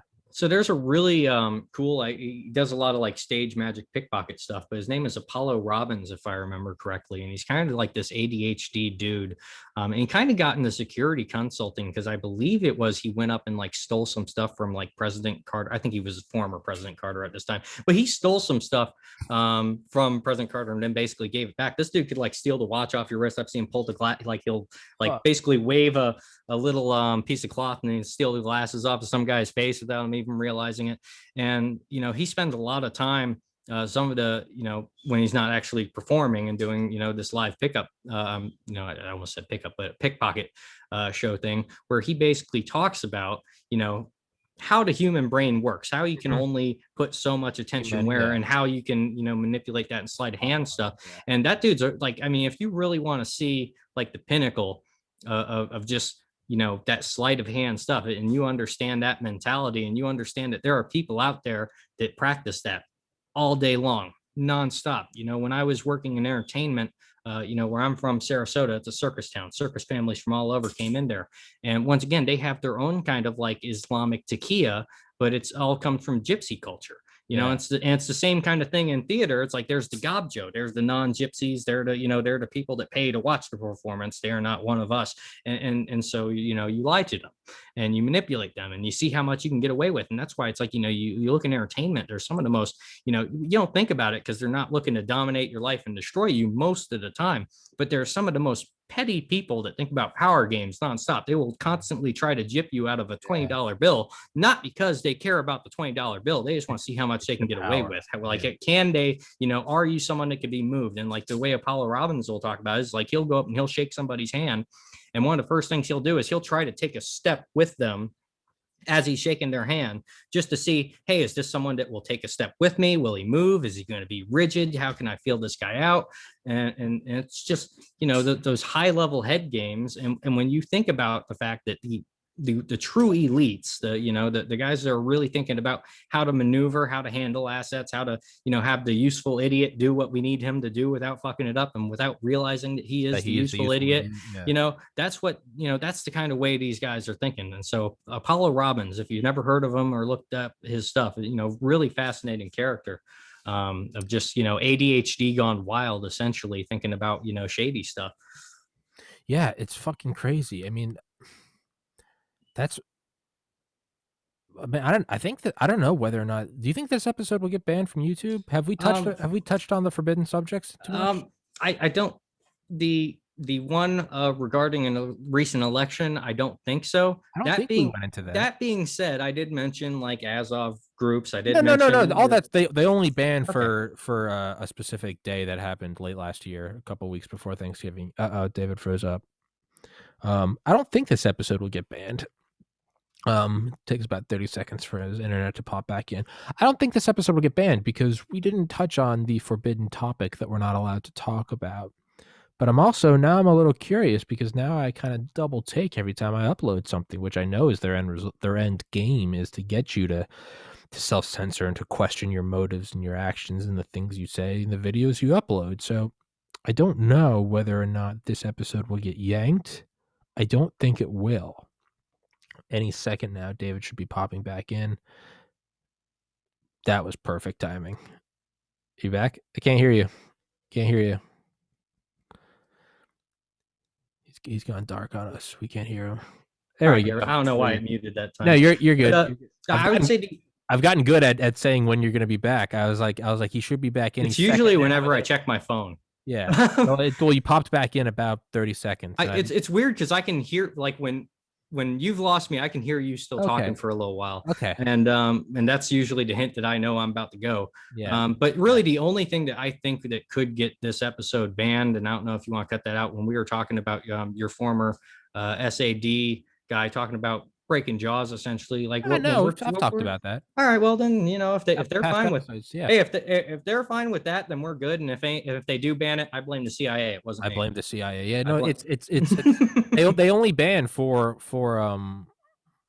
the alleged conspiracies around the win of our glorious leader, President Biden. But it's, you can tell I was like, and here I am second guessing which episodes I can upload. I mean, that's all their end goal is to make you self-censor, which I refuse to do. But so you know what? I'll upload it. I don't think we've touched on it. I mean, what conspiracy is there? I mean, President Biden is our president. He's our glorious the leader. forbidden subject. I don't even, He's our glorious leader. I don't know what you're talking about. Fuck Donald Trump. Our glorious leader is in charge. Exactly. And as a realist that, thinks that, essentially old boys networks and whatnot are going to run the show no matter what. Personally, I don't care about elections at all because it's just, as long as we have a senior executive service, it doesn't really matter who you vote for because they can't fire anyone there anyway. And that was the black pill that I didn't want to swallow, but finally took down. And in a weird way, you can kind of, if you take a little bit of a black pill, not a full one, if you take a little bit of a black pill, it actually works as a kind of like a vaccine, and it almost turns into a white pill. It does, because that's when you start, once you realize what the senior executive service is, and we stop saying the deep state, and we start, we named a demon, names have power. Yeah. Once we start naming this, and we start talking about this, once we start naming this and talking about it more, it really doesn't matter. That is the white pill, is that, the reason they've gotten away with it for so long is because no one's cared to look. No one knows. Yeah, right. The first thing is admitting you have a problem. Be like, I am an alcoholic and I need to stop. First step. That's where America's at right now. The entire country is basically an alcoholic right now. Everything before that is, I only drink on weekends, dude. And it's like, nope, you're still, nope. It's when you finally go, I have a fucking problem and I need to get my life together. You go, now we can work. Now we can work. We still have a long way to go, but now you can work, right? It's up until, I just got a little drunk with my friends over the weekend, dude. And it's like, dude, you're 55 and you're face down in a Toys R Us parking lot. It's like, yeah. You're not just having fun. This is a problem. You're like, okay, I'll see you next year. We'll try again. But that's what we need to do. Maybe I just need to like dress up as a priest and do like exorcism of Emily Rose and just be like, name yourself. And then I'll have you dressed up as Emily Rose and you're just reading the plum book and I'll be throwing holy water onto you. Either that or, I was thinking if, the whole geopolitical analysis thing doesn't work out and the country goes to crap, I'll change my name to Juan Diego and I'll become a Jesuit priest and I'll go back to the original and I'll just go right back to the beginning. No, what I'll do, and it's funny how you talked about like moving and like going and diving. Like for me, there's always just been this like, do I just take the podcast to Hawaii and just eat beans and rice and be like, fuck it? The internet's a little bit shoddy out there sometimes. It's a little bit worse than mine even here right now. But you could do it. There is, but part of me, it's like going into your boss's office with your blackmail. Part of me is just like, it doesn't matter if it worked. I just couldn't die even being happy. I want to die knowing I fought the system. See, I would be very happy if I could be left alone in Southeast Asia. I'd just be doing underwater photography and doing like breathing exercises underwater. No one can talk to me. Yeah, it is. Funner fighting. It is fun to fight. Fighting. And that's why it's like, for me, it's, when I saw, Trump get elected and I started to see, hey, there's actually going to be some people stand up to this, because I just figured America was just going to go along with it. Well, guess what? I love an adversarial zero-sum game and I don't like to lose. So, your terms are accepted. I'm coming back to the States and I'm going to make sure that my family has what it takes to come out on top of this. Yeah. How I'm kind of looking at it is like, we had Trump, right? We were playing the game on easy. And now we just flipped it up to veteran. And it's like, are you really going to throw your controller just because the game went to veteran? Or it's like, you want to nut up and go, best 2 out of 3. So that's how I'm trying to view this, is I'm like, okay, wild card. All right, Yeah. they came in little surprised last November. Yeah, this is Okay. a multi-generational conflict. Yeah, Right now we're Moses going into the desert saying, "Hey, we got to raise 2 generations worth of yeah, infantry to go and freaking knock these guys yeah. down." Do you really And want to rage we can quit? do it. Yeah. Do you Yeah, really want to rage quit, or do you want to be like, all right, let's set up a perimeter? And it's like, it's so much, because the way I look at it is like, when we die, like at least I believe it's like, I think I'll have all the time to go be the spirit. I'll be able to go as a spirit, live in the ethereal equivalent of yeah. Hawaii. We got time to rest when we're dead. And Yeah, yeah. we don't have a whole lot of time here, so we might as well I just think we're here playing enjoy the game. the adrenaline and let's play the game. I think we're in the Super Bowl, and it's like, dude, win or lose, you can go to Disney World with your family next week. That's the afterlife. You can go, you can go be a spirit for 10,000 years and fly amongst the galaxies. But while you're here, why wouldn't you be the man in the arena? Why wouldn't you be that guy? Yes, we're in the Super Bowl. Like, fuck yeah, give me that cortisol shot so I can't feel my torn ligament. Like, let's go get a Lombardi trophy. That's how I kind of view it. It's like, we're in the game. I really do think that, like, Earth is like, we're in the game. Like, you have eternity to not play the game, but it's like, you're here, fucking pop an EpiPen and let's go. Like, let's check your ammo, check your grenade count. You know, do you have any airdrops left? Like, grab a sentry. Okay, who's around you? Okay, I got an M60 with an ACOG. Like, okay, you'll be sniper. Let's go set up a perimeter. Like, we're here to play. That's what I think. I truly think that we're here to play the game. Yeah, you might as well learn how to love the game, and what position in that game you want to play, because we're here for it. You know, there's no way of getting around it. You can be an emu or an ostrich, and you can try to stick your head down but if you do that, don't be surprised when you end up with a dick in your ass. Exactly. It's exactly right. It's like I'm going up to my my friend's house in a couple days, and like, I love going up there and we get some fucking cheap beer and pizza and we play shitty Xbox 360 games. And that's fun. And anyone else might go, that's pathetic. And I go, no, it's fun because I only do it like 3 times a year. Other than that, I'm grinding on the podcast every day. That's fun for a little bit. So this whole idea of like being peaceful, I don't want to be a part of this global game. No, I think the global game is what makes the peace fun, makes the peace enjoyable. Deterrence is the language of peace. If you don't have the ability to deter violence, well, guess what? You're well, not even that. It's like, I think I'd blow my brains out if I like retired to like, Hawaii. I think I'll enjoy it for like, I would have drank myself to death. Exactly. No question about it. I would have just straight drank myself to death. But your own new enemies to fight. The only reason I was going down that route anyway is because I'm looking at Hillary Clinton and a New York Democrat, and I'm like, well, I don't want to play. Well, if I'm going to play the game, I might as well play it from Asia, because at least I know the Filipinos like to fight. It's something like that. Yeah. So I don't know, and we'll wrap this up in a couple minutes because I'm fucking starving. But we'll definitely do another episode. We'll definitely do a million more episodes, dude. You have become a senior executive service member of my podcast. You have become part of the unelected. Listen, I vow right now that if I am ever appointed to a position, I would like the position in the senior executive service of the Senior Executive Service Abolishment Committee. I will work that position for $1 a year until I don't have to show up to work anymore. I promise that. Or we'll get in there and we'll be like, this is a pretty nifty gig they got going, and we'll be like, this is a big mansion. We can do a lot of shit. We'll be like, hey, there are a lot of rooms, and we'll be like, fuck those pussies. We'll be like, all hail the deep state. Fuck it, I'll take the brand. Hail Moloch. Cowboy time, hail Moloch. Let's snort some adrenochrome. Give me the Knight of Malta sword. Let's start running drugs, cocaine, cowboys. Let's go. Shit. Let's do a new war. I'm thinking of a new American century. How about this? Nuclear weapon Chicago. And they're all like, I knew he'd come around. And they pull up videos of the podcast, and they're like, yeah, they're showing us talking shit like, oh, he grows up so fast. Exactly, really, right? It's like kids. They're like, they grow up so fast, and it's like, remember when you? All they had to do was cut me in, and I'd stop talking shit. Yeah, maybe that's what it is, though, and that's what I imagined one time when I was on acid. Is I was meditating, and I was like, what if the real thing is you die, and you get there, and in the afterlife, it's like Hitler, it's Mao, it's Hillary, it's Kissinger. And they all see him, and they're all like, hey, and you're like, what? And they're like, yeah, no, we had to make the world hell so that you would grow as a spirit. Because if it was peace, how would you ever grow? And you're like, and like, that's the red pill, is that like the worst of the worst is like they're actually like your big brother teaching you a lesson. Yeah, so something I love about and this is why I'm always a 40K nerd at heart is, the whole theme of it is just satirical grim darkness. The tagline of anything 40K, it always opens up the same way. In the grim darkness of the far future, there is only war. And one of my favorite characters in that's called Saint Celestine.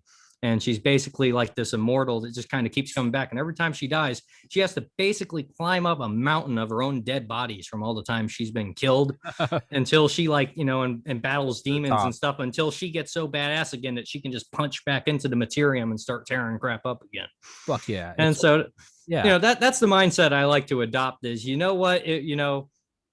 there's always going to be a fight. You might as well learn to love it. Yeah. It's you can't stop the waves. You might as well learn to surf, right? It's exactly. I kind of view the world like this in like almost like a spiritual way. And it's, I was thinking like Navy SEAL, like buds or like Delta selection, right? If you went through like buds or something, or okay, well, for me, my experience, going through like fraternity pledgeship, the entire, you're like, this thing's so fucked. You're like, there's no way we can do anything right. We just get it wrong no matter what. We end up getting hazed and hit and they throw beer on us. When you finally get initiated and you realize that like they wouldn't have allowed you to be a pledge if they didn't like you, and you realize that this whole illusion of them hating you was just an illusion. In reality, they're like, no, man, we just had to make sure that you were worth it, and you're like, oh, fuck. When you get out, you don't all of a sudden go, you know what I'm going to do? I'm going to fix pledgeship so it's no longer this. You go, the beatings do continue and the morale does improve. Yeah. And you go, oh. Or in this case, the green on blue continues until morale improves. So it's like, it's like if you got out of Navy SEAL buds, you wouldn't finish it and go, now let's abolish it. You'd go, oh, it's not supposed to be fixed. It's what produces the gems. Part of me thinks when, if you die, you'd look at it and you go, oh, there's supposed to be eternal warfare. Earth is buds. You're like, you're not supposed to fix it. It's supposed to be fucked. That's how you create diamonds. Right back to Counter-Strike, how do you know who you want on your team? Well, you call them a faggot. And if they have a problem with that, they're not going to make it, Exactly. You call them a faggot and you punch them in the dick. And if the next day you're like, hey, bro, sorry. And they're like, no worries, man. That's your boy, right? It's the people that you can't. My best friends are the ones that I've physically punched in the face and they've punched me in the face. And we've gone on a year-long no speak treatment. Those are my friends, right?